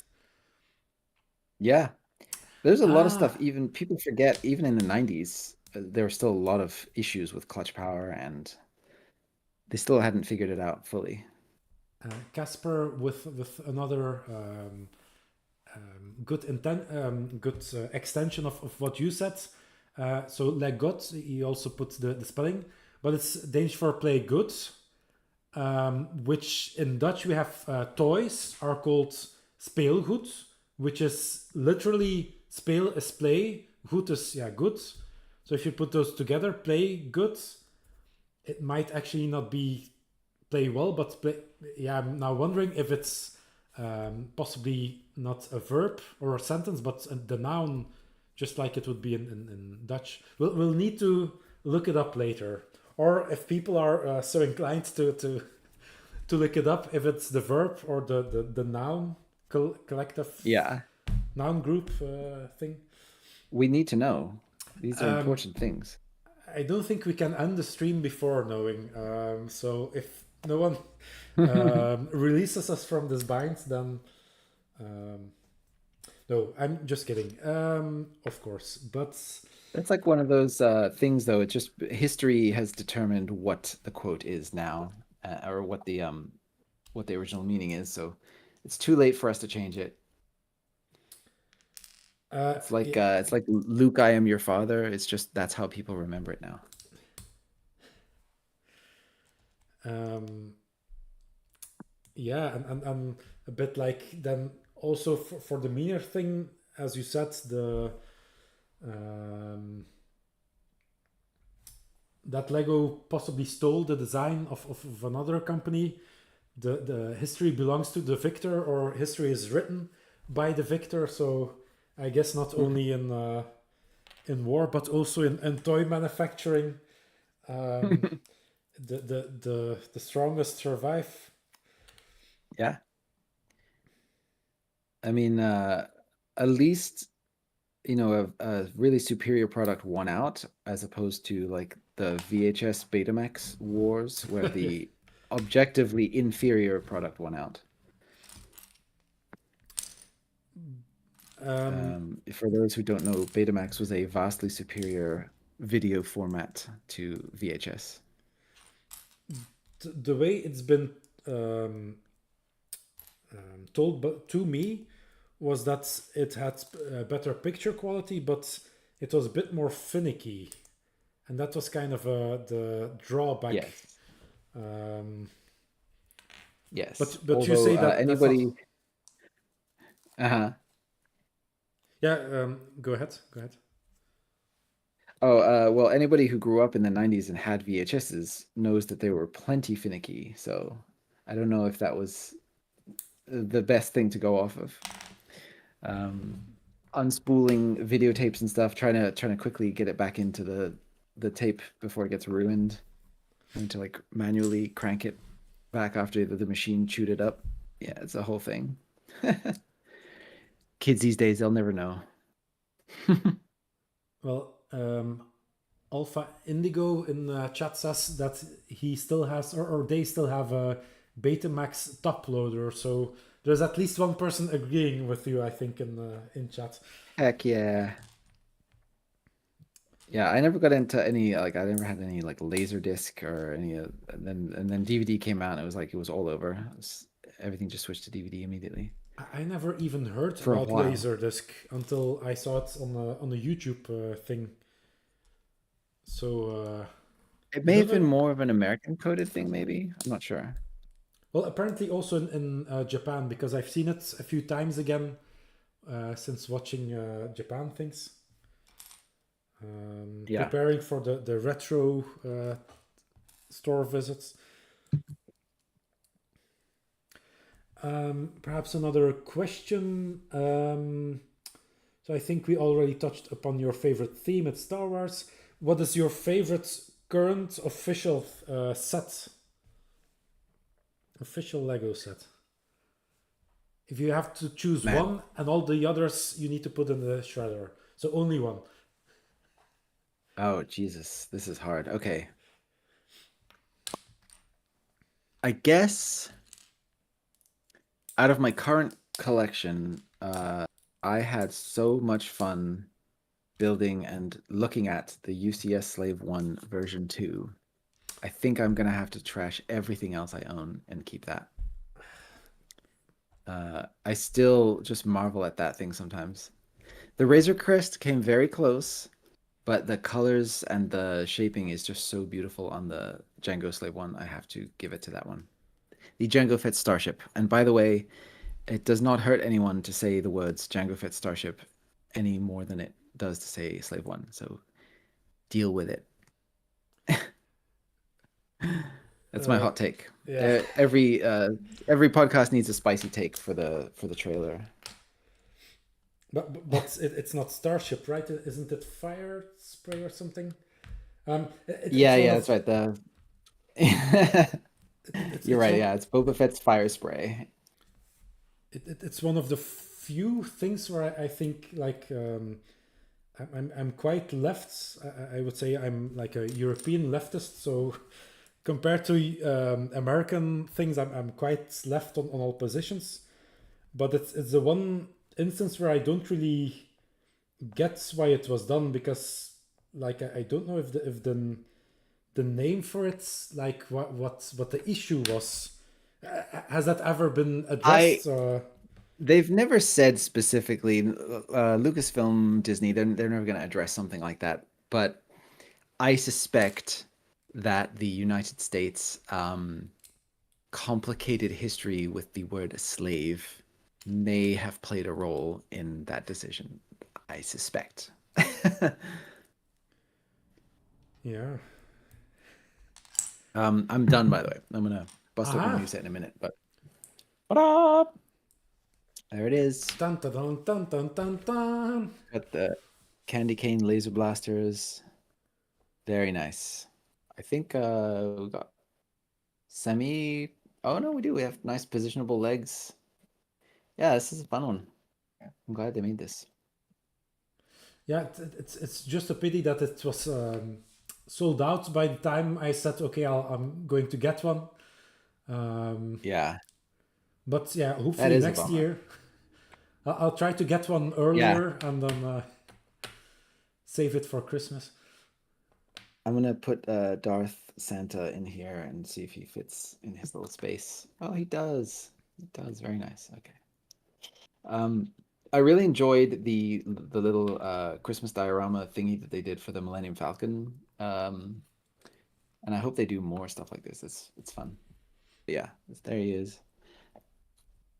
I confess I like the Christmas Millennium Falcon diorama more because I enjoy the idea of minifigures celebrating the holidays instead of holiday themed versions of pre-existing vehicles that exist in their own weird holiday themed universe. But I'm probably overthinking it. um, I get it. Of course, yeah, celebrating the holiday with that holiday being Live Day, and there having been an infamous Live Day special Yes. that was made from Star Wars. I kind of get why they perhaps try to veer in another direction to make it a bit more palatable Yeah. than that special Well, was. something that's frustrating about this is that it goes perfectly with the kind of candy cane X-Wing that they did as a Lego store employee exclusive item, which is like costs $1,000 plus if you want to get it new in the box now on Bricklink. And because this goes so perfectly with that, it's kind of like incentivizing people to try to seek that one out when I don't think anybody should. You can spend your money in way better ways.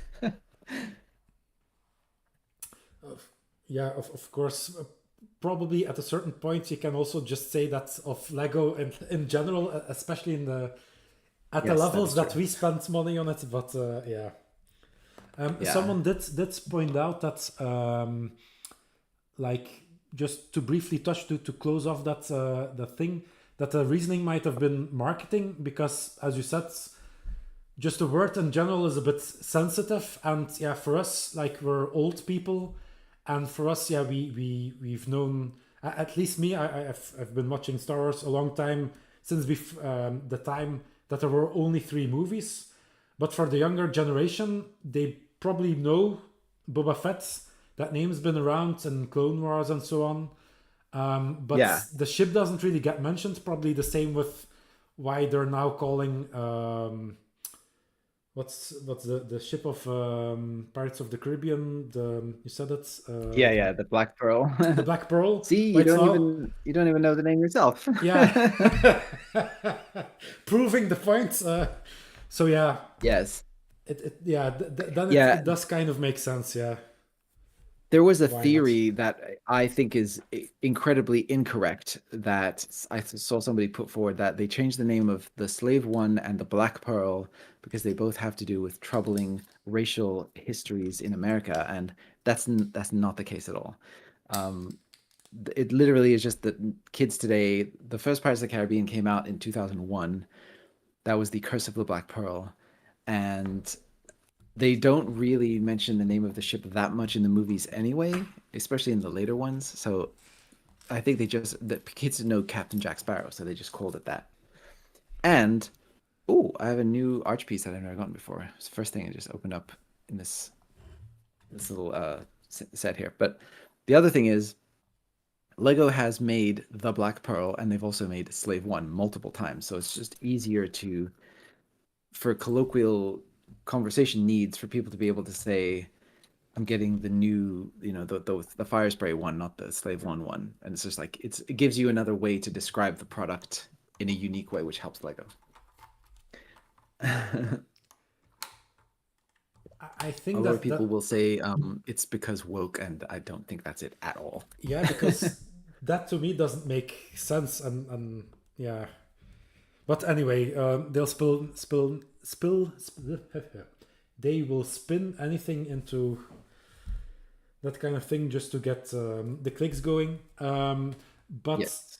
yeah, I just also wanted to quickly point out, that's why I changed to the other camera, putting on the backside of the pram, which also came together in a quite wonderful way, with some, for Yeah. me, new That's- bricks, like these arched, but arched in a different way, 5 studs but not 5 length pieces that connect. I would say, if you can pick it up for the price that I did, which was I think €55, because it was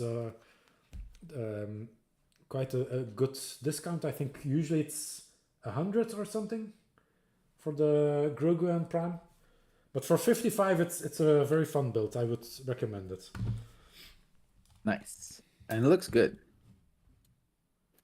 Are you at all excited for the Mandalorian and Grogu adventures on the big screen?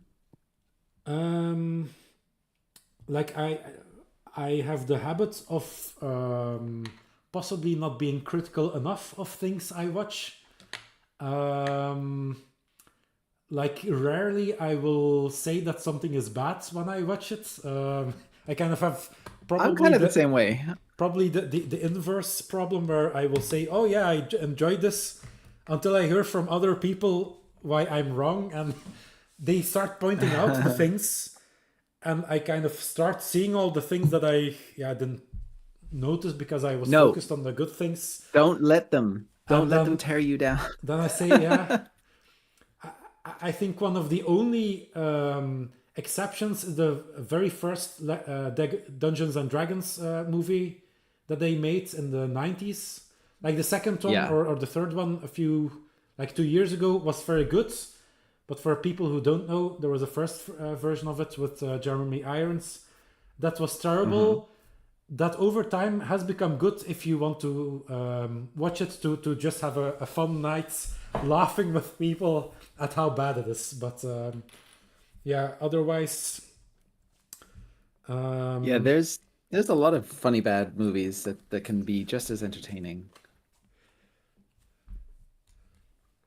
but I yeah. So, go on. No, I just cut you off. to finish that, yeah, I was looking for what I was talking about. I was forgetting what the question was, so trying to come back to that. The I, Mandalorian and Grogu. I think they can probably do fun stuff with it. So I'm for the moment still hopeful. The trailer was a bit perhaps not too encouraging, but yeah, I'll open mind. Plus, I already forgot what it actually was about, so we'll see. We'll see. And I you? don't think I don't think we know what it's about yet. Yeah, I'm looking forward to it. I think it's going to be a lot of fun. I what I've tried to do over time is to cultivate the right mindset and calibrate my expectations based on what I'm about to watch. And so if I know that I'm going to be going and watching uh, some silly adventure movie, I kind of try to lock in on that mindset. So I think I'll be able to enjoy it just fine. I'm not expecting it to be some, earth-shattering emotional story drama. It's just going to be a bit of fun, and could use a bit of fun now and Yeah. then. Yes, and especially with Star Wars, I think um, like probably what allows people to enjoy Star Wars and still in their heads be like, I want to be very critical of what I'm watching, is how badly they understand how space works. Because Yes. all of Star Wars doesn't make sense. Like the way space battles go, that's not how space works. Like Yeah. spaceships fly the way that airplanes work because that looks better, and I think I will agree. That looks Hmm. a bit more cool. But if you want to, yeah, look at a more realistic style of what space combat is, there was like this, what's it called again? Um, I forget the name of the series, but where they go to, they do like mining stuff around Jupiter, and there's like colony on Mars that has a different The Expanse. the Expanse. Yeah. So if you want to Yeah, look at realistic space battles, look at the Expanse. If you want to have fun and just be a bit less critical of is it realistic or not, Star Wars is very welcoming. There's all kinds of stories in Star Wars. You can do a lot with Star Wars, but just you can do a little bit more gritty and then have Andor. But just in general, I think it's a good idea to just approach all Star Wars with this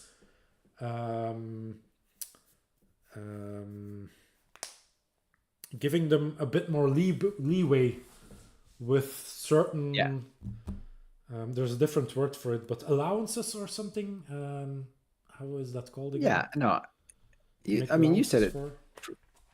Yeah, yeah. A bit. Just be a bit more forgiving with your expectations of the realism of this space fantasy. The thing is, when people say that doesn't make sense or that's not how space works, what they're saying is intuitively what I'm seeing didn't feel right to me. And okay, that's fine. You can feel that way, but that doesn't mean it's wrong or it breaks with canon or it breaks with physics because all like you said, all of that stuff does from the very beginning. So from the very first moment you see a spaceship in Star Wars, it's already against all of the laws of physics. Plus, also don't think too critically of most space battles where they like blockades, and yeah, it's space so you could go above or like behind or under, and like usually you just Yep. have like a 2D plane to make sense of it. So yeah, just enjoy what Star Wars does good, and that's like these cinematic moments of adventure, like the way Indiana Jones does it, right? It's the same. Wait, are you The telling me same. Indiana Jones is not historically accurate? Is that Um, what you're telling me right now? no, no, I don't want to take away from your. No, sorry. um, um, I've what I found is I was very, very sad when David Lynch passed away. Was it now 2 years? No, last year or 2 years ago? It was a while ago because he expressed this so perfectly to me. It was, you know, people people watch media and they know how they feel about it, but they question that and they fight that and they second guess themselves to the point where they convince themselves that they actually did not have a good time watching something that they had a good time watching. And it's it's not a good way to be. You should trust your emotions and your feelings and you should allow yourself to be taken along on the journey that you want to be taken along on without this need to like defend, well, this was good because I'm going to debate you on the story points of X, Y, and Z. Just trust your intuition. If you liked it, that means you liked it. It's fine. you know? Uh, and he also said how we filmmakers go to a lot of trouble to translate words into the language of cinema, and then all anybody wants to do is take that and turn it back into words again when they're done, rather than just enjoying the experience of being in cinema. And I very much agree with that mindset. So if I go and I watch, like I enjoyed The Rise of Skywalker very much when I watched it, I'm not going to question that. I know that there's a lot of stuff about it that is silly when you look back on it, but that doesn't mean I'm going to discount the experience that I had watching it, you know? yeah, it's. It is. I think the second movie where I had at the time that I was watching it already a feeling of like it was all okay, but then although it has been reasoned, the feeling I had when then if you don't want spoilers, cover your ears. Or the Sidious comes back. Yeah, I don't that think to anybody me, knew about that, bro. Spoiler alert. yeah, that to me just felt so bad, kind of like you killed it, and you kind of now all that what happened in the third movie or the sixth one, depending on how you count, kind of feels cheapened, and that was kind of sad. Yeah. But I do agree, because I still love The Last Jedi and Force Awakens, and I can stomach, I guess, The Rise of Skywalker. I've tried to kind of see it for what it is, and okay, some of the explanation does make it a little better, where it's not really him, it was a VAT clone or something that they brought back, and I guess so. Yeah. But still, And that's fine, usually that was I the agree. experience you had, and it's fine. Like, I've never really understood the need for people to debate, not like the actual, the cinematography, the score, the directing, but just debate people's enjoyment of it. Like, you were wrong to not enjoy it, and here's why. Like, no, I think that's very silly. You didn't like it didn't vibe with you. That's all good, you know.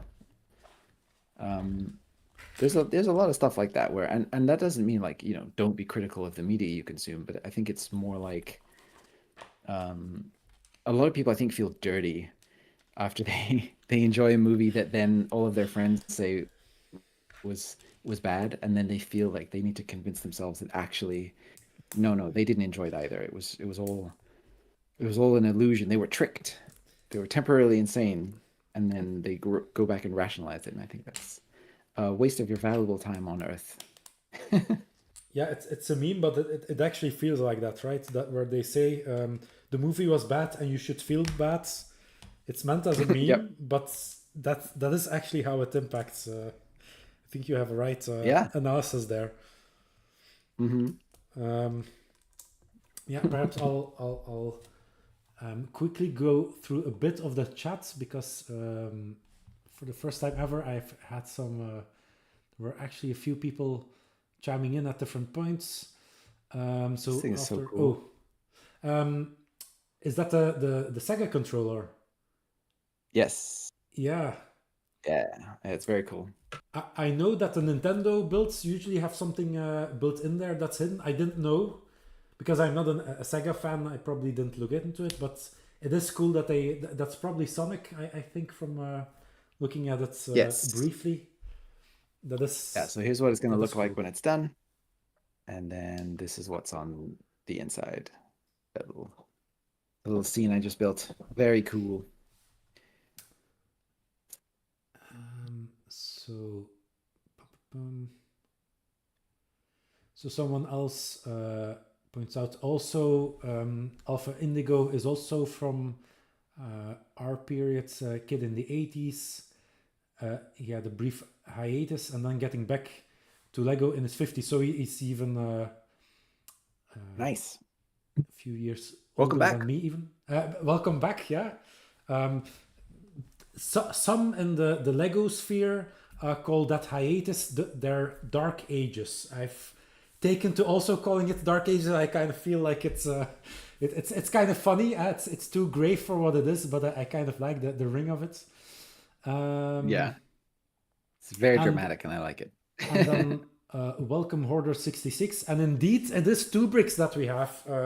That's a nice point for me to spot for me to point out that underneath the stream you can get links to, you probably already know 2bricks from YouTube, but he also makes or most of his MOCs available on Rebrickable, and that way you can build them at home. And if you want to know what that's like, you can watch like a third of my videos are about his amazing builds, among which the Mantis Stinger there in the back is a very prime example. And this big Mantis, that's the Mantis Stinger. This big Ghost is another especially nice build. You need a little bit more strength to pick this one up. That one is very swooshable. Uh, the ghost is also swooshable, but you need to not let it be swooshed by a kid, because a kid, it's actually like a couple of kilos, like 6 pounds or something, 7 pounds, 8 pounds. That it Yeah. has some heft. Um, That Kaspar one was so Chang. freaking fun to design. Like all Uh, the amount of stuff that you can take off and the depth of the layers of that you can peel off on that thing was so fun to design. yeah, I would show it, but again, I would need to That's tilt okay. it and then take it off, and one-handed, yeah, that accidents will happen. So, No, no, um, no. Yeah, let's not have any injuries today. but after the stream, check out the video I also did of that build. Of course, all the best builds you can get a video of, and also the latest builds. I think both for the Ghost and for the Mantis. If you want to know some of the secrets, 2bricks did a design, like behind the scenes, how he came up with the techniques. He even did it in steps, so you can actually see the design evolve over time. If you're like very into the technique stuff, it's quite fun watch, I would say. A few more comments. Casper says that Star Wars is at its best when they go a bit more gritty, but I think you want to point out a sticker. That's Yes. color selection.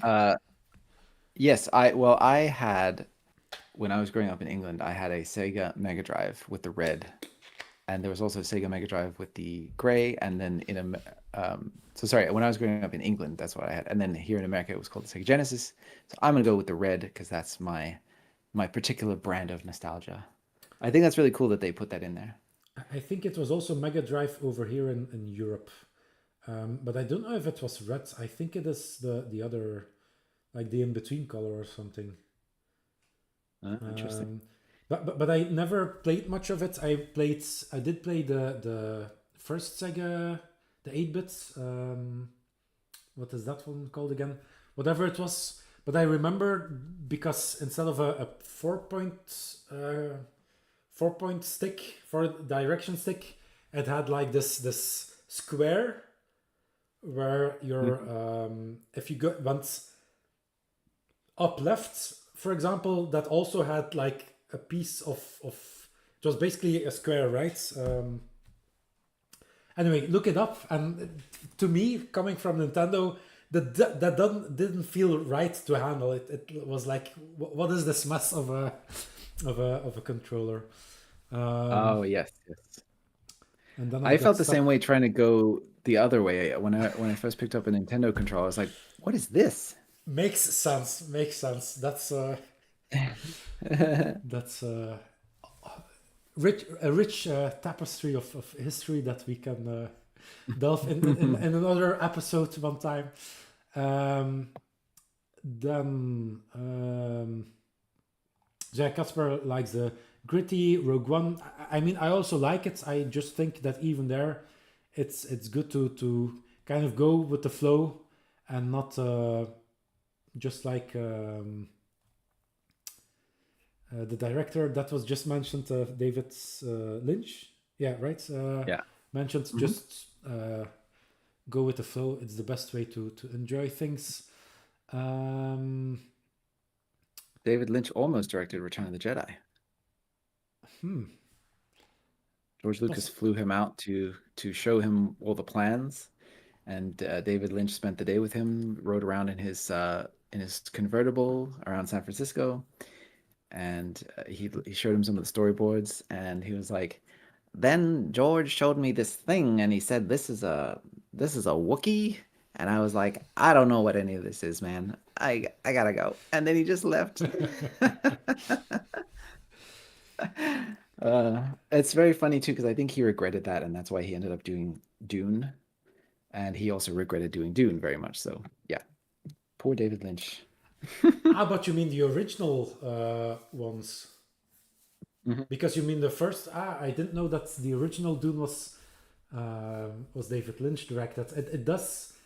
I remember a few scenes that sometimes we get quoted at a certain point. Someone is very much cocking an eyebrow that was so felt so exaggerated that it stuck with us, or at least a meme we made from it years later. Yeah. Someone did point out, by the way, in the chat that the original other company that made the Lego-like construction bricks was Hilary Fisher Page, and she made the interlocking building cubes of 1939. Dang. Okay. Well, there you go. Casper, I think he does web in computer sciences now, but apparently before he was archaeology student, and he says that from that point of view, the Indiana Jones movies have done some harm, but I would argue that probably the Indiana Jones movies also brought in a lot of new students who possibly with the wrong idea. And I can imagine I did some Japanology because I liked anime, so in kind of a similar weird way with wrong expectations, I also came into Japan is great because look at anime. Learned that were also other aspects. David Lynch was a true storyteller. Mega Drive in the UK, Genesis in the States. There's a lot of you guys in here chatting. Suddenly. Also, Alpha Indigo pointing out that you are a legend and to keep it up. I assume that's directed at you. No. Love the Manta Stinger. 2bricks, you are a legend. Keep it up. I just. I basically try to record for history what I like. And I try to at a certain point I made the joke of it's basically the 2bricks fan channel, and then got stuck in my head a bit, so I'm trying to also show other people making cool bricks, like what's his name again? Of course I'm not going to think of the name, but who made this cool X-Wing. Look through my videos. That's also another person I think who mainly I like because he has the same. Or is it Baufman Bricks? I can't really see. Baufman Bricks, yes. Who has the same principle of making something that's playable, and by making it playable, I think he spends a lot of attention of making it something that feels like it's lived in, and that's just the way to do it, I think. Totally. Yeah, I love that guy. Alpha Indigo also chiming in that it was Baufman Bricks. Good to see that his name is also getting out there. Far less rolling boulders and exploding temples. And so Casper, it's like the Hunger Games did so much for the hobby of archery, but there's very little real archery in it. But yeah. That's probably an even more extreme version, I would say. I wouldn't even think of archery first when I think of the Hunger Games, but it does feature some bow and arrows in there. Yes. But perhaps getting back to some of the things, like time-wise, where are you? Should I try to I probably have a few questions left. Should I try to keep it at the original schedule where we try to aim to stop it in about half an hour? Or do you think you have more time? That's fine. No, that's fine by me. Okay. I have for no me, time, I can go but on. I'm making time for this, so no, it's fine. Okay. Yeah, let's do it. To stop. I've set aside time for this. Yeah. No, to keep going until the original scheduled time. That we've put that time aside, so let's do it. Yeah, I meant to go over that time, but I think it's that to go over or just to keep to that. But then I'll shorten it a bit. That because I have so many things left, like something that is fun to share. And with a leading question, what is your coolest Lego or Lego related moment? Oh man. Okay, so I guess there's probably two that stick out. So the first was when I was working at DreamWorks and I was on How to Train Your Dragon. And I built a large scale toothless model. I don't think I was really the best animator, but I think I succeeded at making a really cool toothless Lego model that a lot of people were really excited to see. And it sort of became part of the tour. Like people would give tours of the campus to friends and family, and then people would always stop by my desk to look at the model. And that was the first time that I realized that I really enjoy making models that people gawk at. And it kind of fueled me to take another step forward into doing this. So yeah, The that was origins of 2bricks. yeah, a little bit. I was like, oh, I think I kind of like this positive attention thing. Maybe I'll keep trying to get that.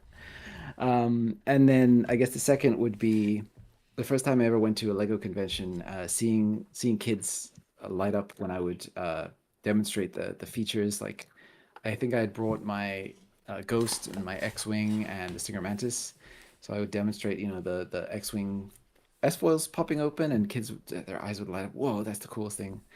And or take off, like first I would show the rotating wings on the Stinger Mantis and be like, oh, that's so cool, and then I'd take off the whole top and they're like, what, is the interior too? So yeah, that stuff, I think, just getting to see other people's reaction, because when I'm up in my attic just building, I don't get a lot of that feedback. And YouTube is nice too because people can leave comments, but it's never quite as good as that visceral, like you see their eyes go super big and their pupils dilate. So yeah, that's probably it for me, I think. It is kind of cool that you didn't even mention the thing that I was thinking of, and you went in, I would say, a more wholesome direction. Um, Are you thinking of me meeting Neil Druckmann? oh yes, That was I very cool, but I almost don't associate that with the Lego side of things because yes, I was there to give Neil Druckmann the Lego that he ordered from me. That is true. But we just had a really cool conversation, and so that was just like I just remember that as a really cool conversation. I don't associate it with Lego stuff. But you're more. right, that is undoubtedly up there for sure. It was more about the games than probably than the Yes, yeah. for sure. Uh, And plus it's just fun to get to chat to somebody who's really creative and just like hear their perspective on things. We really it's didn't kind talk about Lego at all. yeah. It's kind of sad that you couldn't make a video out of that, but yeah, it probably would Yeah. have been fun to also have a view into that. But yeah, I can understand not wanting to ask that and risk not having the meeting at all or the talk at all. But who knows? Yeah, In the it's future, unfortunate. perhaps they put out a Yeah. second chip. You put another build, and he says, "Well, I had the first one, and now I need the second." And then who knows Yeah. what comes to fruition. Yeah. Um, I'll quickly take a short thing to just quickly point out that the build is ready. So yeah, then you have this floaty thing, and you can put Grogu in there, and I think it's basically perfect. It's weight wise. The only thing that I would say is a bit of a bummer is that it's not in scale with all these other things I have. But the fact that you can pose the head in many different ways, the ears, you can move all of the things, I would say, makes it really enjoyable builds, and I think something that I need to clear some display space for, because even though some people don't like it, I think The Mandalorian is also what brought me back into Star Wars. COVID, and then getting Disney in Europe, or specifically in Belgium, because we didn't have it for a long time, Disney Plus, and then seeing The Mandalorian Nice. a year after the rest of the world had seen it.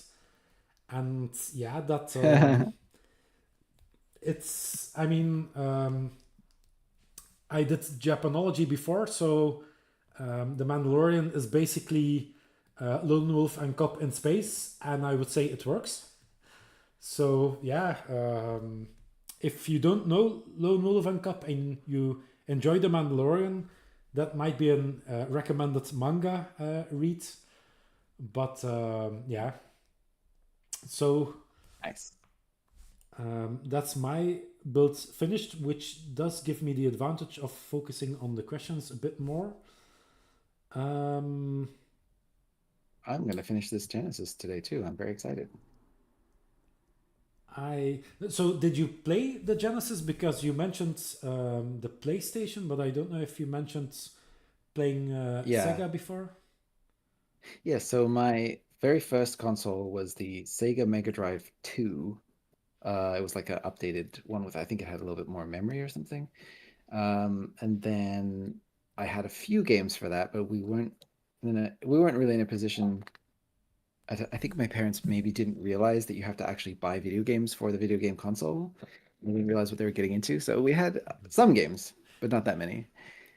And then we really, I didn't have my own disposable income until PS2 came out, and that's when I started like spending all of my, pocket money, I guess, at that time.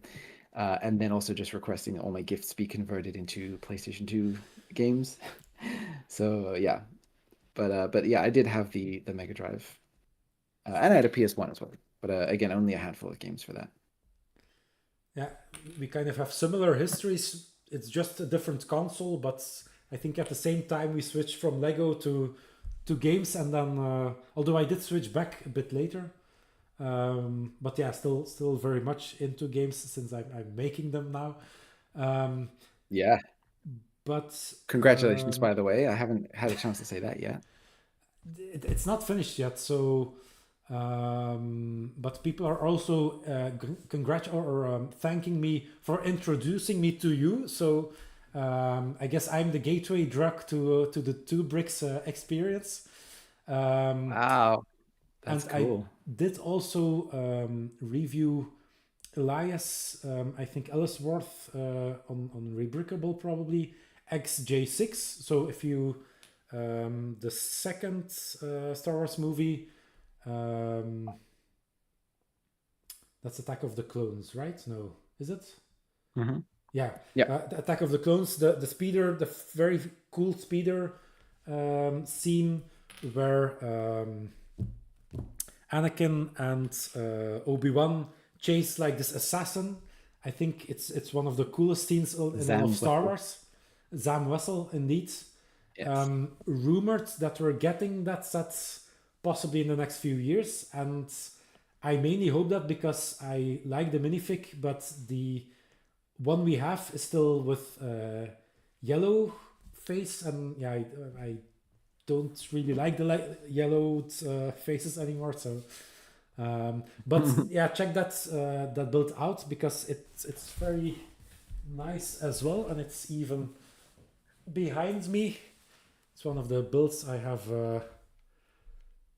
on display at all times because it's also one of the more colorful spaceships that we have in Star Wars. Like the Ghost has some color, but this is one of the few that is like colorful all over. So It's a beautiful definitely build. a very.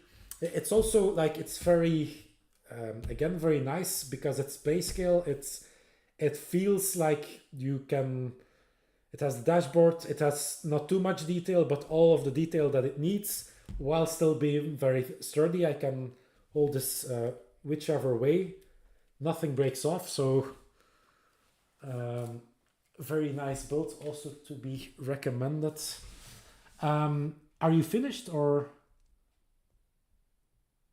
Am I done? Yes, my build is complete. Ah, Yes. okay. I was gonna bust open another box, but then I'm like, do I want to start a third one right now?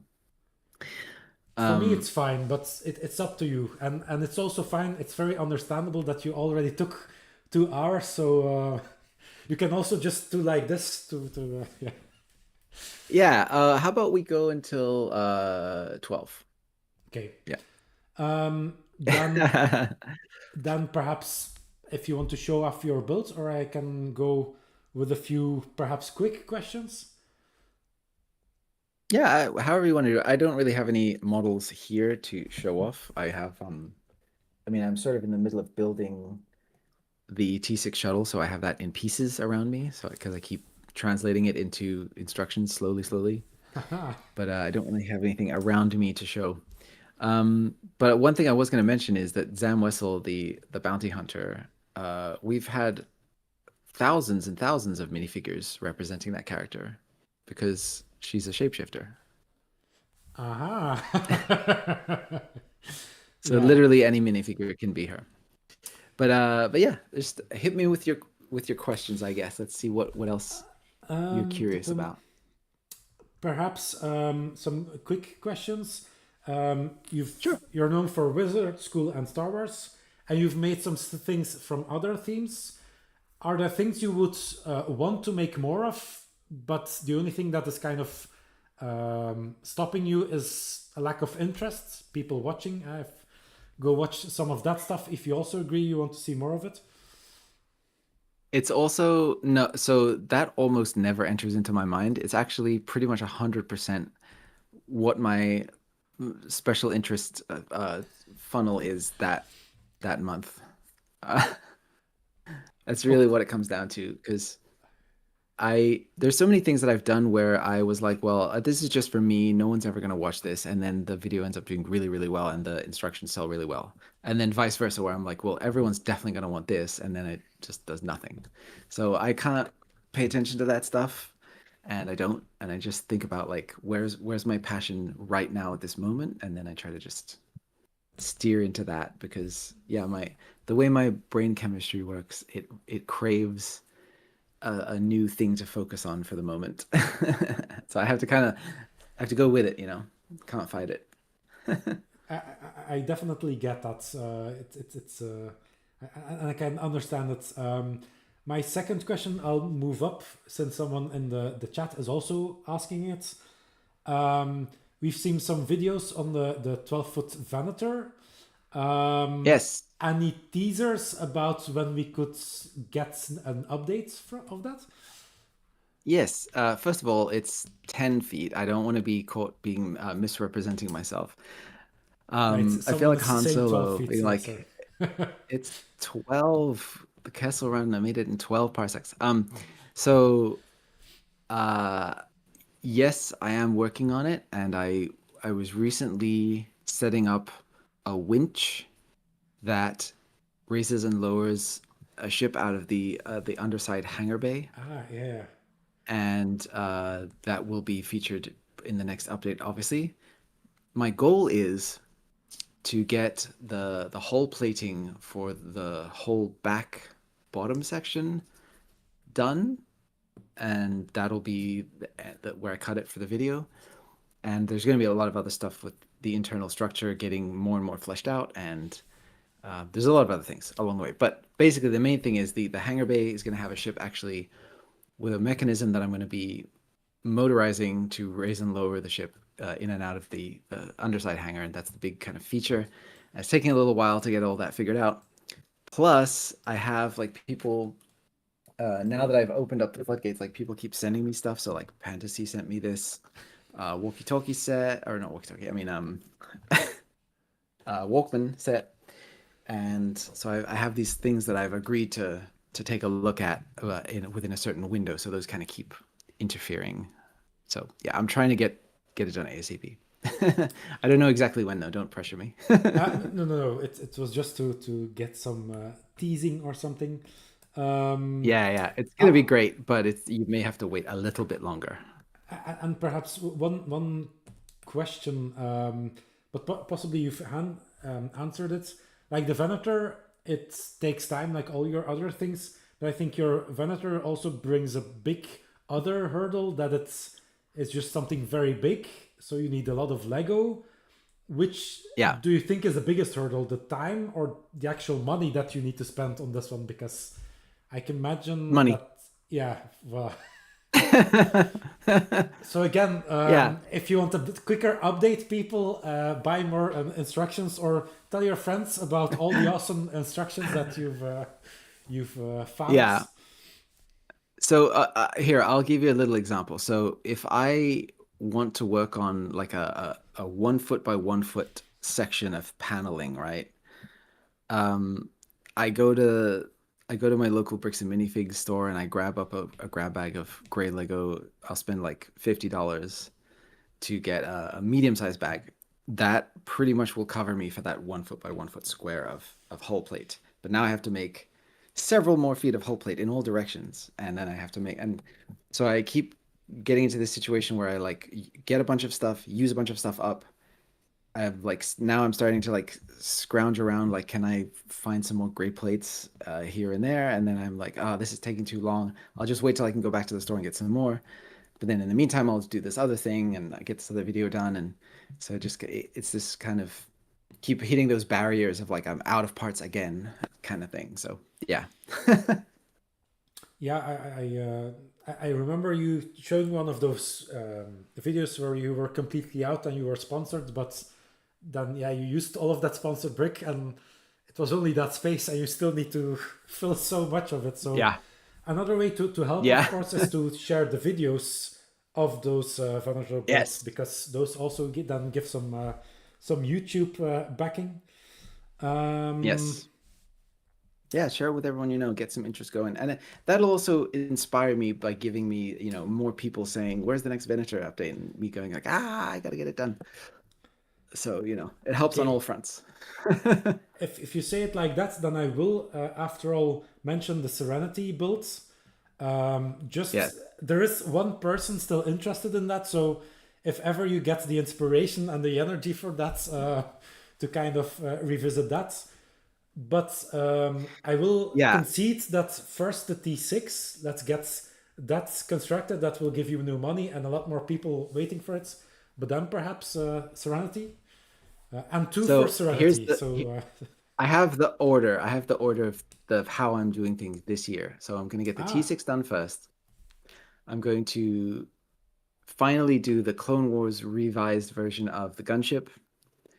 I have an X-wing modification that I'm working on for getting like the